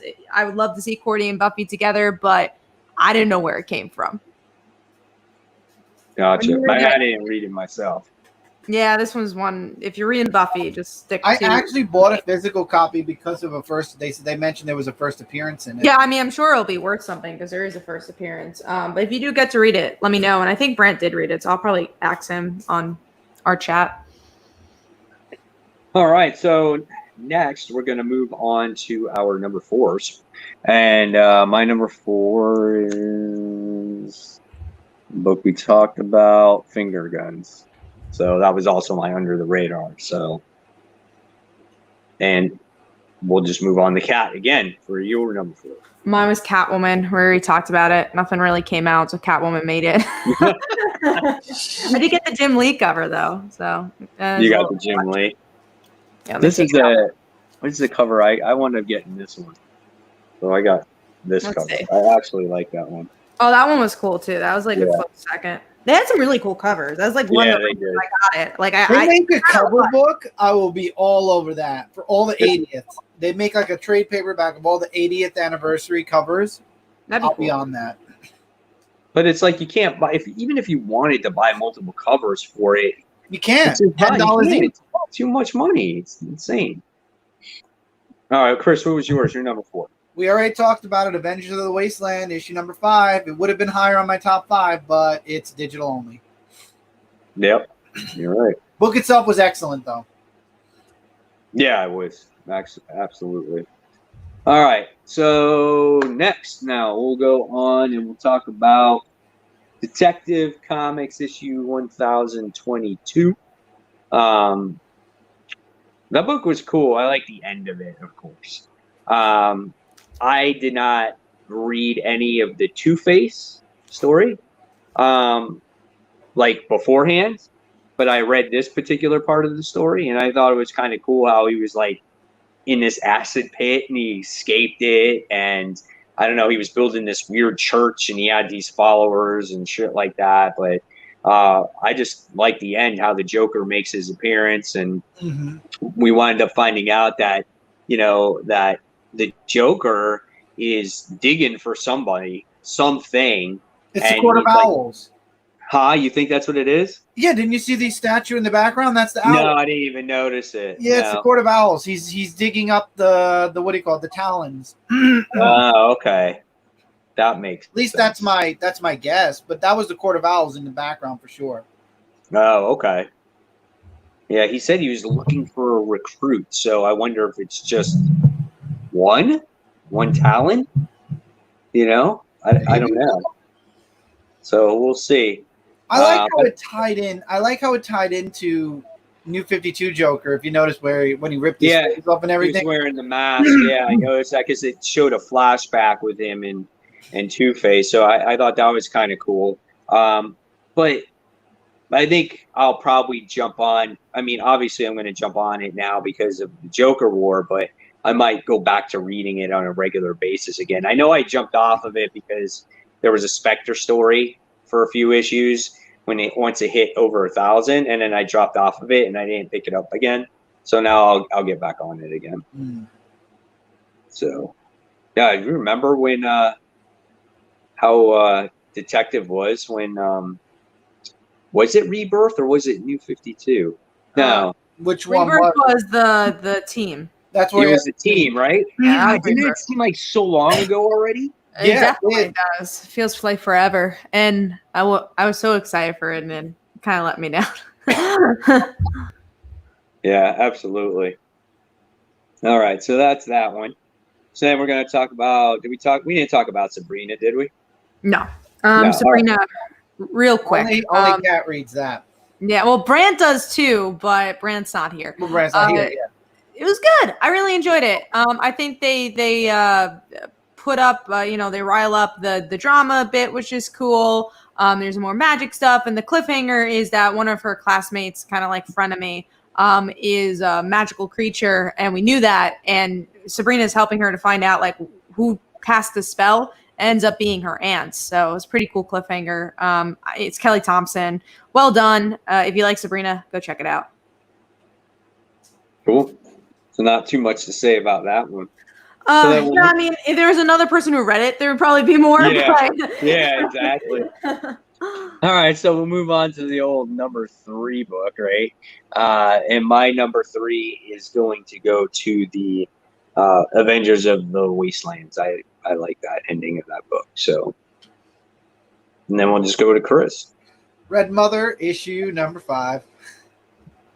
And Kat? Mine's Sabrina. We literally just talked about it. Wow, it's like the list read your mind or something. It did. It truly read my mind. Right there. It's got to be witchcraft. Oh, God, you see that? Sabrina witchcraft. I'm full of the cheesy jokes. All right. So now we're going to go right to our number 3. Number 2. Number 2. 2? Yeah. 2. Number 2. Oh, yeah, because we just said it. My number 2 was the book we just talked about, and that was Detective Comics. Chris? It was G.I. Joe Real American Hero 271. Pat? Mine's Red Mother. We already discussed it. This is a great show. It's going to be interesting to see our number 1s because I wonder if Kat and I have the same number 1. We'll see. All right, and we talked about Shazam already. So we're just jumping right into the number 1, and my number 1 is... Guesses? Red Mother. Did you discuss that?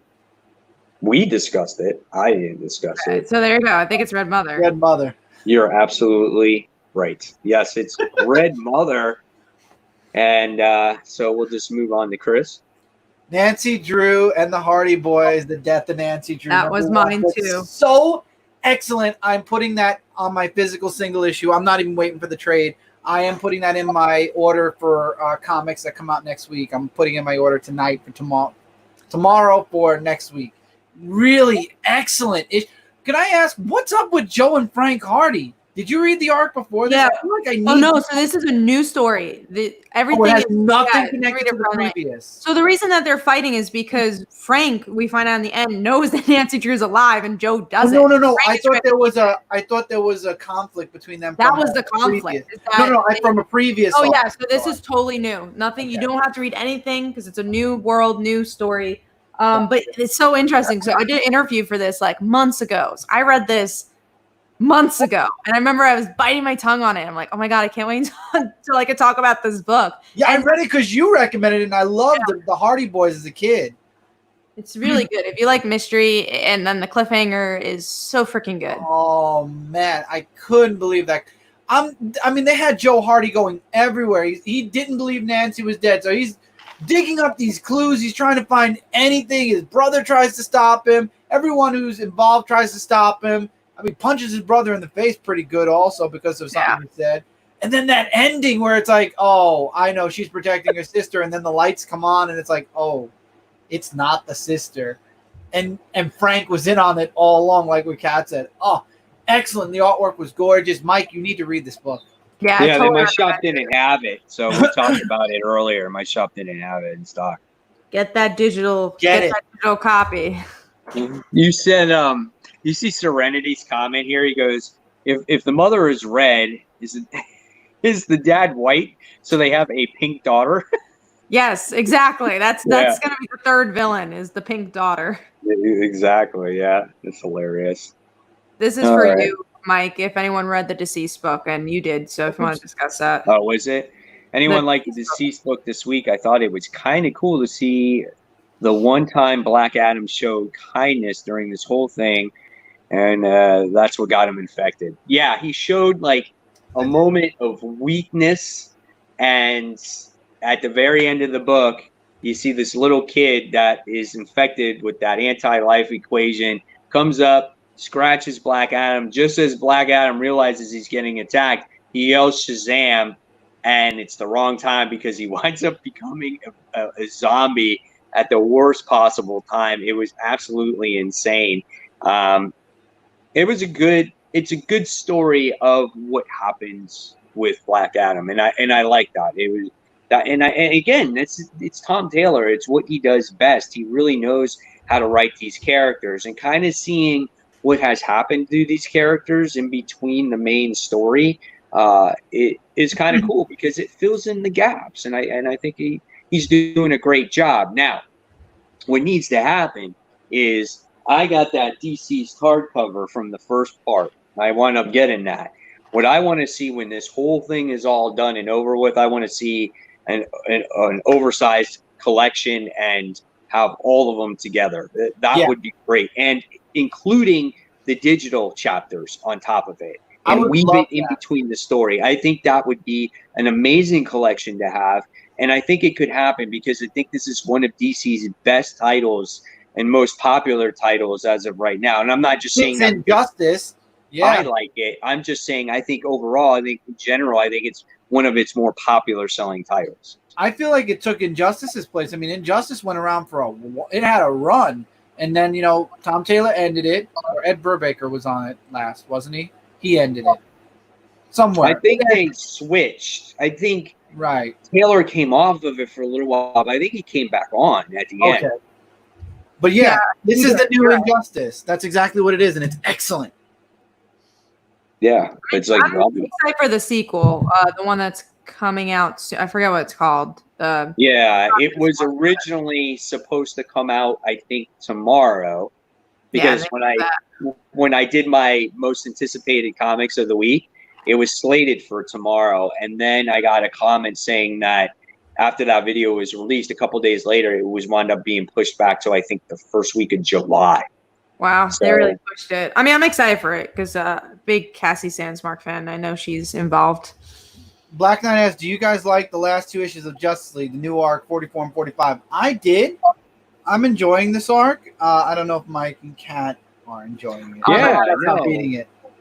44 and 45 was the Superman story with the Daxamites. And then this one, 46 and 47, have to do with the whole Spectre situation. Mm-hmm. And now we're going into 48, and I think has to do with the Amazons. Right. And then now we go 49. So, I've enjoyed it. And I think it looks great. I think it's a well-written book. And unfortunately, it's just he's going to be off of it. And again, I still don't know what he's doing instead of it. I don't know. Yeah, I'll be so happy if it's Superman. I'll be so happy. I'll definitely read it. I think it'd be cool to see what he's doing. Maybe he'll be writing his script from there. Maybe he knows how Bendis is ending it, and they're like, okay, you're going to be taking it over. This is what's going to happen. Why don't you start your story now? Yeah. See what happens. So, all right. So that's all the books that came out for the week. There was very few, nothing exciting. But Nancy Drew, man. Nancy Drew and Red Mother were the only ones I'm like, whoo, those are good. Yeah. Nancy Drew took me by surprise. It really did. I didn't think I'd like it as much as I did.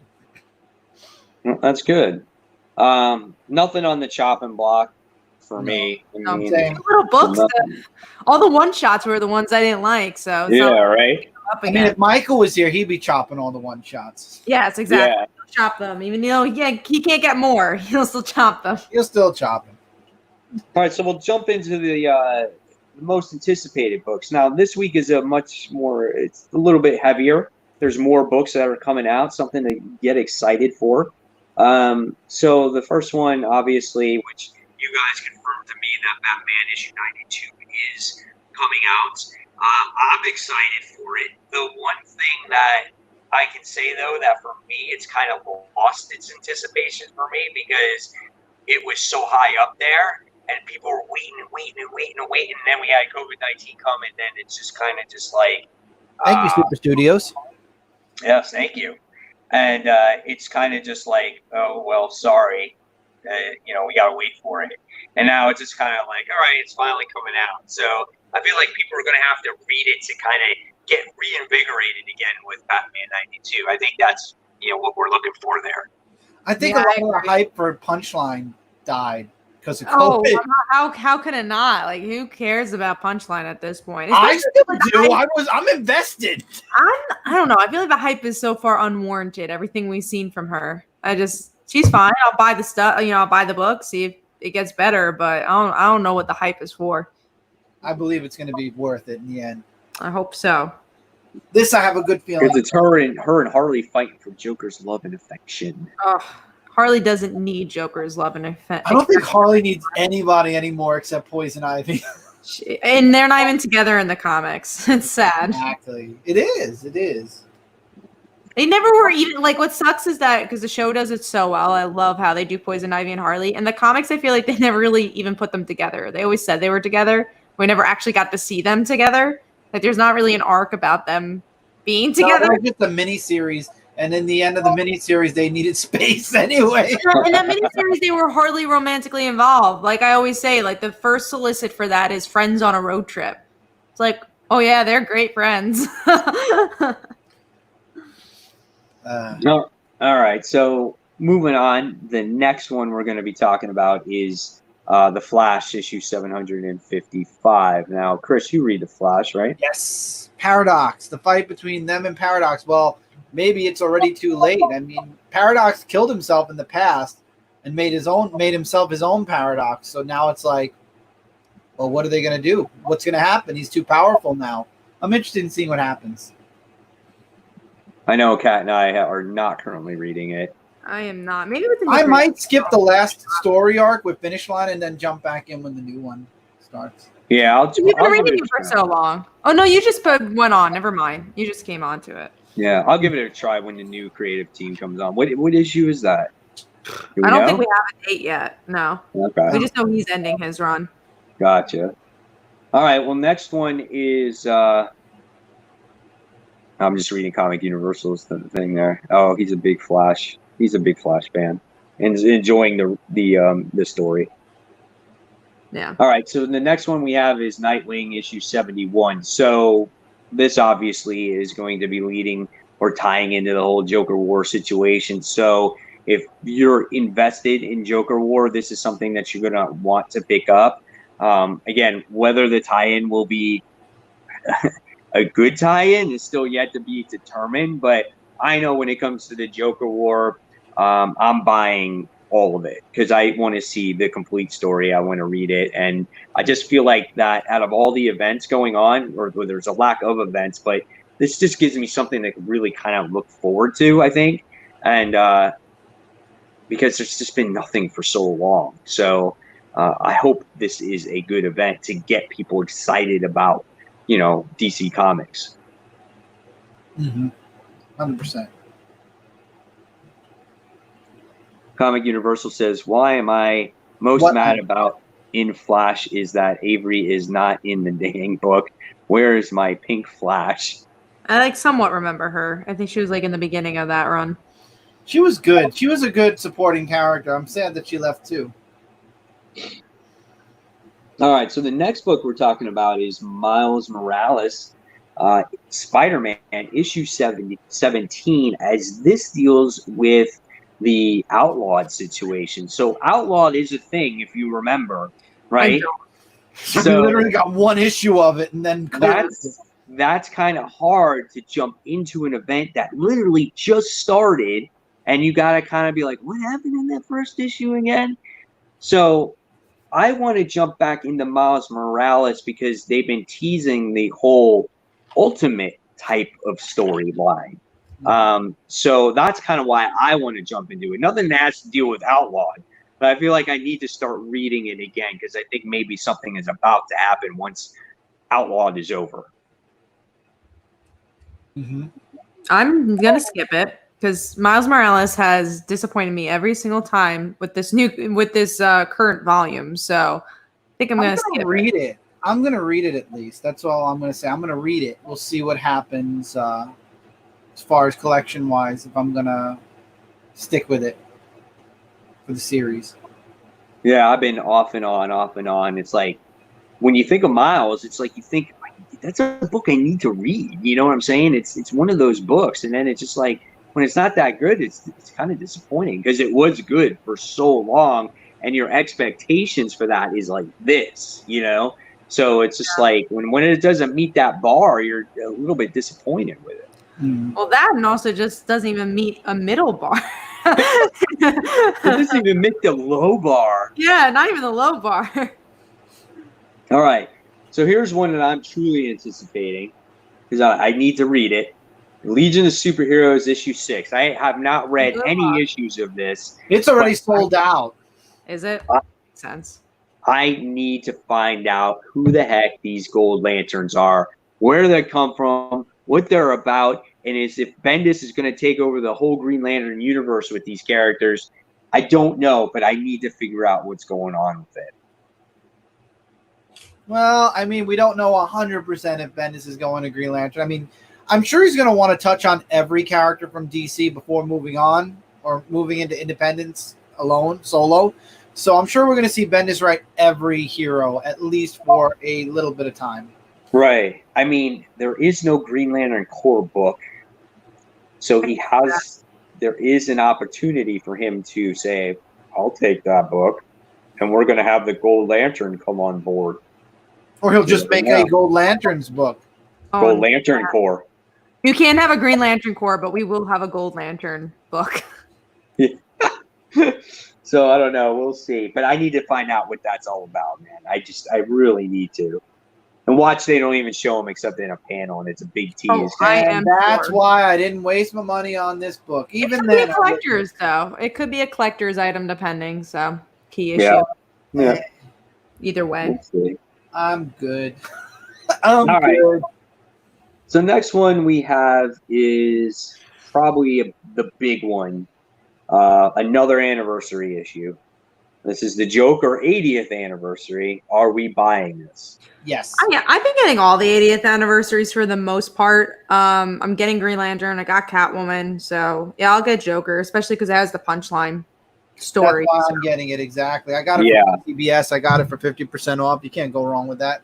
Yeah. I mean, that's definitely the reason why you're going to get it. And if there's any 80th anniversary issue that's actually going to hold any type of value to it, it's going to be that book because it has the origin of that character.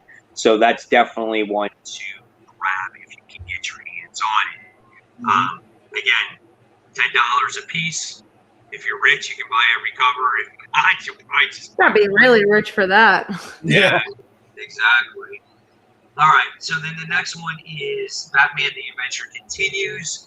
This obviously was released in a digital format first, and now we're getting the physical copies of this. I'm actually buying this. I know you guys, I think Kat and Chris, or I think Brant said it too, that this was like a mediocre book for you guys. It was nothing special.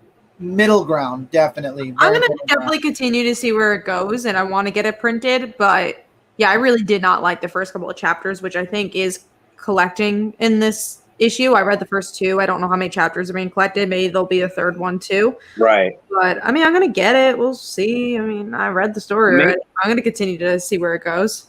Maybe it reads better in a physical comic form where you put the chapters together to make one story. It could, but I also just think it was just kind of lackluster. I don't know. Was it? Yeah. Yeah, it was just overall lackluster. Gotcha. I think it will be cool just to own that physical comic and get like that style, the art, and everything. I think that's kind of cool. I agree with that. All right, so one person here put, "Why do you want to see that? What do I want to see?" I don't know what that was about. For, that's why I didn't share it.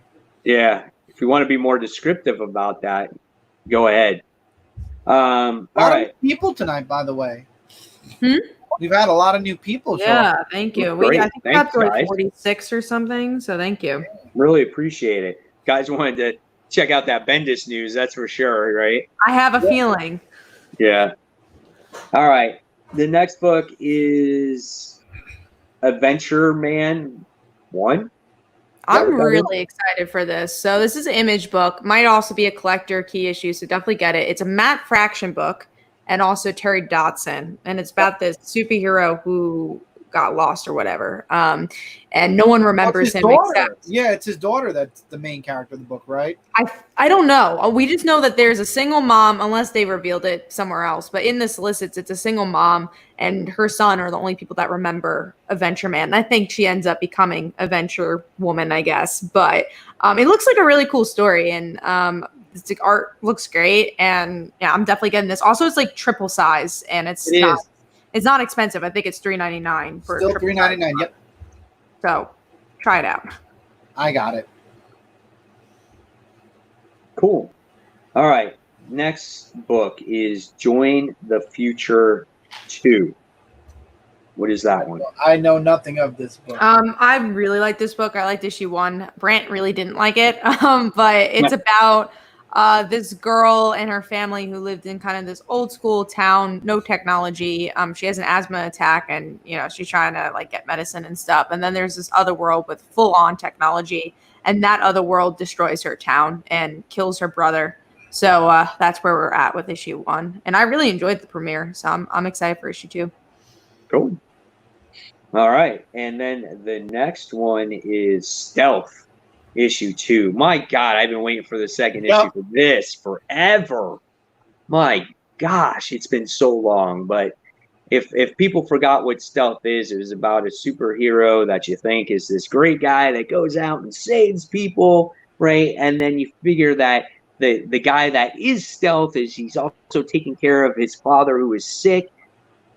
Just to realize that his father is the one dressing up as Stealth, committing all these crimes, and you see it from the father's eyes because he's dealing with Alzheimer and he sees everything differently.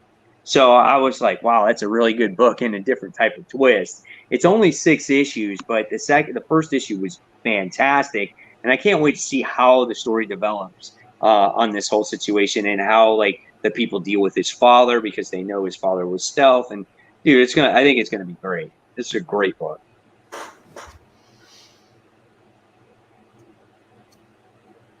And then the next one is Archangel. Archangel 8 issue 2 from AWA, correct? Yep. Yes. Looking forward to that. One of my top 3 series. I've been enjoying it a lot from AWA. Right. So that was I read the first issue. Is actually pretty good. I don't remember what it was about though, because the same thing. It was so long. I don't remember. There was a bounty, and he's like kind of like a bounty hunter meets Punisher. Yeah, he's like a Punisher. I remember that. He had a bounty. He's looking for, I forgot what the person's name was, but he's kind of like an angel, or maybe he is an angel.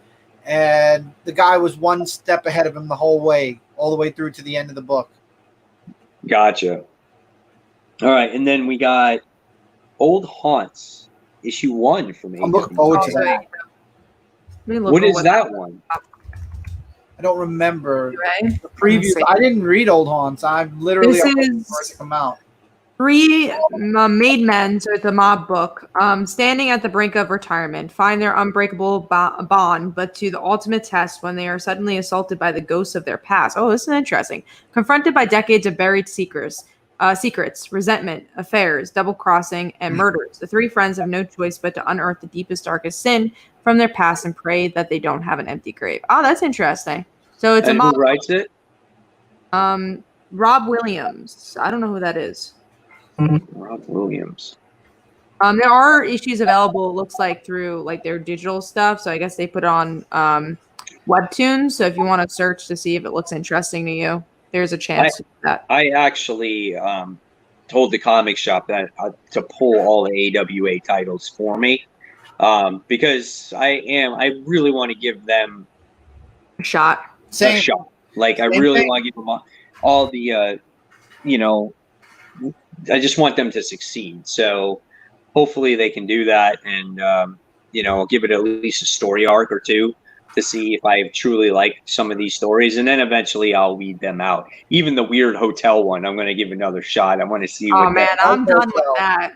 I'm done with that. I'm just waiting for the Fight Girl Island, and that's where Oh, I'm yeah, at the right Fight now. Girl Island one. Yeah, it's going to be great. Super Studio asked, do you all go live often? Well, we all have our individual channels. I don't know, Super Studio, if you're watching through Mike's channel, which is Comic Book Corner 2.0 or Comic Frontline.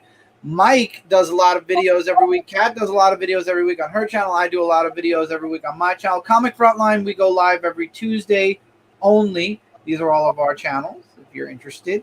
So, yeah, we do videos. There are a few live shows here and there from all of us that we do individually, but on Frontline, we only do the one show a week. Yeah, we do every this show, Comic Book Weekly, Tuesday, 10 p.m., around there most of the time. And this is what we do. So it streams on Comic Frontline and it streams on my channel, Comic Book Corner 2.0, so we can get it to the most amount of viewers possible. And, you know, we've been discovering new viewers every week. So thank you to everybody for watching today's show. I mean, it's been a lot of fun. Oh, yeah. This is great. And mostly Mike and I are comic books. I don't know, Mike, if you delve into the realm of TV and movies, but Kat delves into the realm of TV, movies, and comic books as well. Right. Or comic books and collectibles / toys, and Mike's got a lot of comic books. Yeah, I'm mostly all comic material stuff. I've done TV in the past when Walking Dead was on and The Strain was on, but I'm mainly countdowns, countdown videos, most anticipated for next week's comics. You know, I do an after the poll show where I show you what books I picked up and then I talk about them. So we do all, you know, we all do our each individual stuff. So just go ahead and check it out. Definitely. So, Chris, I'm going to pass on to you because that's it, man. That's it? Okay, so that's the end of the show. And you know what? We just promoted ourselves a little bit, what we do on our channels. So, Kat, do you want to talk about the Kickstarter really quickly? And then Mike and I can talk about news. Yes, thank you. So I have a comic book Kickstarter going on right now. And as I said, and also Brand has one too. I'm going to screen share. That way you guys can see both, or do you want me to grab Brandt's maybe and you'll show yours, or do you have both? You can do, if you want to do, if you have both of them, like you go for it. I could have both of them in a moment. You can start talking about it and then I'll... Let me screen share the print, and then you could screen share the other stuff. So this is the print that you can get physically. Sorry, you're seeing my desktop in that mess, but yes, you could go check out that print and check out our individual Kickstarters. On the left is Casey, my superhero, and on the right is Brandt's superhero, Last Ember. And if you support both Kickstarters, you get this. You should support it physically. You get this print for free. It is beautiful. It's from Paper Cats. So now I'm gonna make Chris share the links for the. I've got Brandt's up right now. So this is the Last Ember. And so that's Last Ember. You want to talk about that one, and I'll talk about mine. No, you forgot it, so you could talk about it. But Brandt's was funded. I can say that Brandt got funded, and now we're moving into stretch goals for the Last Ember. Yeah, and please, you know, everything helps, and even if we are funded, the more money that we get, the better the product can be, and also the more stuff we could do with the comics. So please, if you could support, that'd be great at any level. Really, just backers are very important, and yeah, $1 is much appreciated. So Last Ember, if you guys don't know what it's about a young fire goddess or a teenager who finds out she's a fire goddess. Yep. Yeah, so you guys should definitely check it out. Great artwork and a great team there. And this is my Kickstarter, I File Like Daughter. We really had a good surge today for backers. We're at 115 with 15 days left. And then we are so close to the goal. I have a $5,000 goal, and I am like $1,200 away. Look, I got. And there I am, my best picture I've ever taken. Yeah, it's about a high school girl. Father left her to become a full-time superhero. Everyone in the world loves him except for her. And then she inherits his abilities. And in the last issue, we find out The spoiler alert, but issue 5's been out, and this is what issue 6 is about, is that Casey's mom, our main character, is actually a KGB agent and was the villain the whole time. So issue 6 really piggybacks off that. And again, anything helps with these, and we really appreciate that if you guys can support it. So with that being said, now, does anybody have any news they'd like to share that's going on their YouTube channels? The only news I want to share is that this Friday, if you want to talk to me and Brant about writing, we're doing Writer on Writers. That means me and Brant are interviewing each other about writing. So it's going to be a lot of fun, and we're going to go take a deep dive about the craft and about writing comics. So especially if you want to hear more about the Diamond stuff, like you guys are asking questions about why aren't you on Comixology? That's a perfect place to ask those questions, because we could really take a deep dive of how the comic industry works and how to write for the comic industry. So we're going to be doing that Friday at 8, I believe. It might be 8:30. I think it's 8, but we actually have that. Hey, Damien. So we're going to have that. And Thursday, I have a interview with Billy Tucci, who's doing the Indiegogo for Miss Fury. So definitely go check that out. Honestly, I'm doing a crazy amount of things during this Kickstarter period. I'm on so many podcasts. So just please check out my Twitter at Comic Uno, where you can see the little banner there. That is the best place to find out everything I'm doing.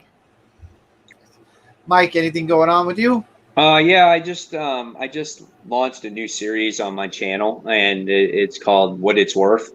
And if you guys want to go ahead and check it out, it's a brand new series where I will be showing off my portions of my comic collection. And while showing that off on a website called comicspriceguide.com, we're also going to find out how much each of these comics are at a raw price, because obviously not everybody can afford to get their comics graded. So I'm going to give you the price of the comic raw.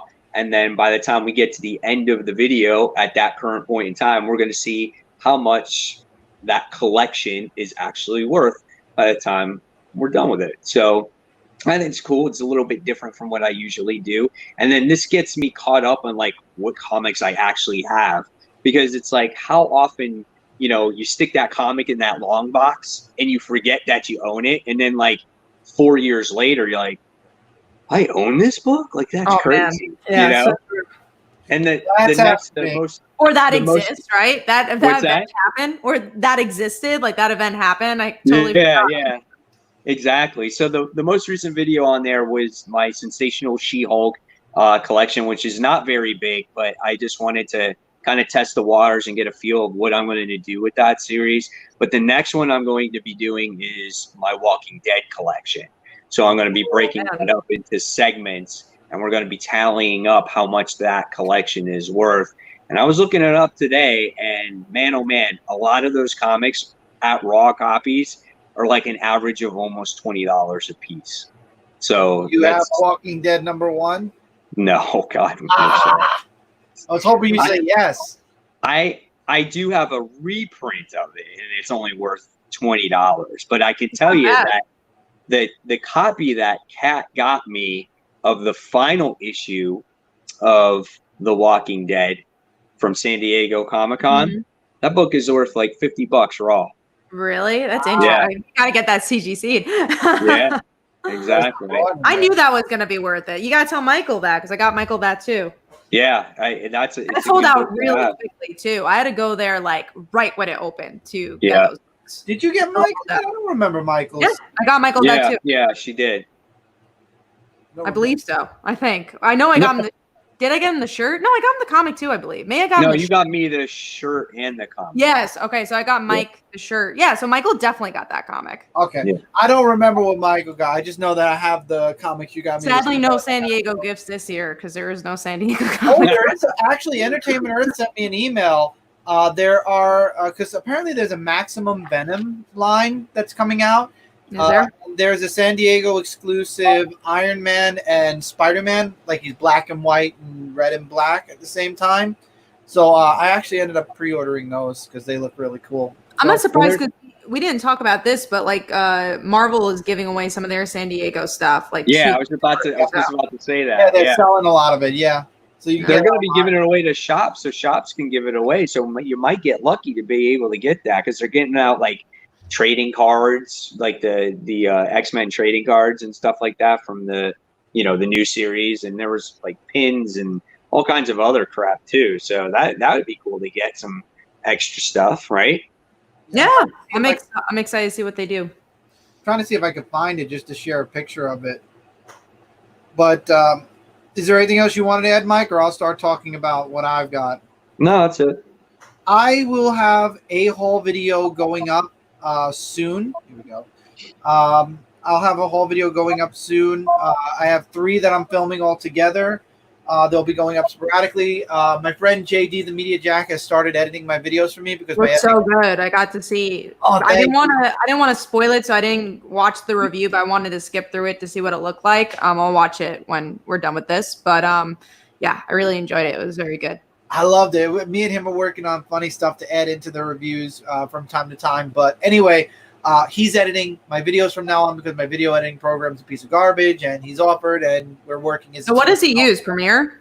I have no clue. I forgot what he told me, but he's using something, and it's good. He's using some program. He's using something. I would say most people use Final Cut or Premiere. Like that's like the top. I think tier. it is Premiere. I think he said Premiere to me once. But my goal is to build my channel up again. I'm inspired by Mike Spiderslayer. Mike really seriously built his channel up. It took a year, but he got there. My goal for 2020, unfortunately, we hit COVID, so it slowed down my goal. But my goal is to do the same thing. So if you haven't subscribed to my channel, it's right here, Dark Avengers C86. I have some returning series that are going to be coming out between the next couple of weeks. You're going to be seeing some returning series, and they're going to be weekly. I do Dark Avenger Live every Friday. I have my comic reviews coming back every Monday for the week previous. So I just covered all the books we talked about here. I covered in my review yesterday. And there's going to be some fun stuff here, there, and everywhere. Some hauls, some unboxings. I'm going to be doing some spotlights on a couple of the collectibles and figures that I'm getting. So I've got a lot of really cool stuff going on. So I hope if you haven't subscribed to my channel, you'll come over, you'll subscribe, and watch some of the videos. We're really going to be working hard. Myself and JD in editing, we're really going to be working hard to build Dark Avenger C86 back up to where it was before I stopped doing stuff on there, and then go beyond that. So come check out the channel, hit a sub button if you can. And that's really all. I'm working on a post, like I said, on shootingstaruniverse.com. That'll be coming out soon. I do actually have it up, so I'm going to screen share, and then I'm going to go. I'm going to end the show, but this is the Maximum Venom statues that are coming out. They come out in August. There's Spider-Man, and there's Iron Man. Oh, those look cool. And not that expensive either. $30. They don't look that, or they look kind of tiny. They are, I can't see how big they are. I'm guessing they're Funko, right? Funko size? I think they're about the same price. They're about the same size as Funkos. That's not bad. That's not a bad They look cool though. price. Mm-hmm. I definitely get that. I would get the Spider-Man one. I would get the Spider-Man one before. They're both together. They're both. Oh, that's even better. $30 for 2 of them? Shit. That's good. Yeah, That's what I was saying. When Mike said $30, I tried to say, yeah, it's for both of them. You get both. Oh yeah, hell yeah! I'll be on that. That's for sure. I'll get that. Remind us when it comes out so we could get it. Thank you, Damien. I appreciate that. August, Cat. It's coming out in August. Yeah, but when it comes out, let us Oh, know. you don't want to pre-order, guys. Yeah. I mean, I don't think I would. Maybe give us the link and maybe we'll pre-order. My shop will just definitely get them. That's what Okay, they'll so do. then, yeah, Mike doesn't have to worry. So, Cat, I'll send you the link. But Damien, thank you so much for the wonderful words. I'm hoping to build that even more over the course of time. But anyway, that's it for this show, everybody. We've talked a lot. We hope you have a great week. Happy New Comic Book Day tomorrow. We'll be back next week with another fun-filled episode of Comic Book Weekly. Take care, everybody, and this is where we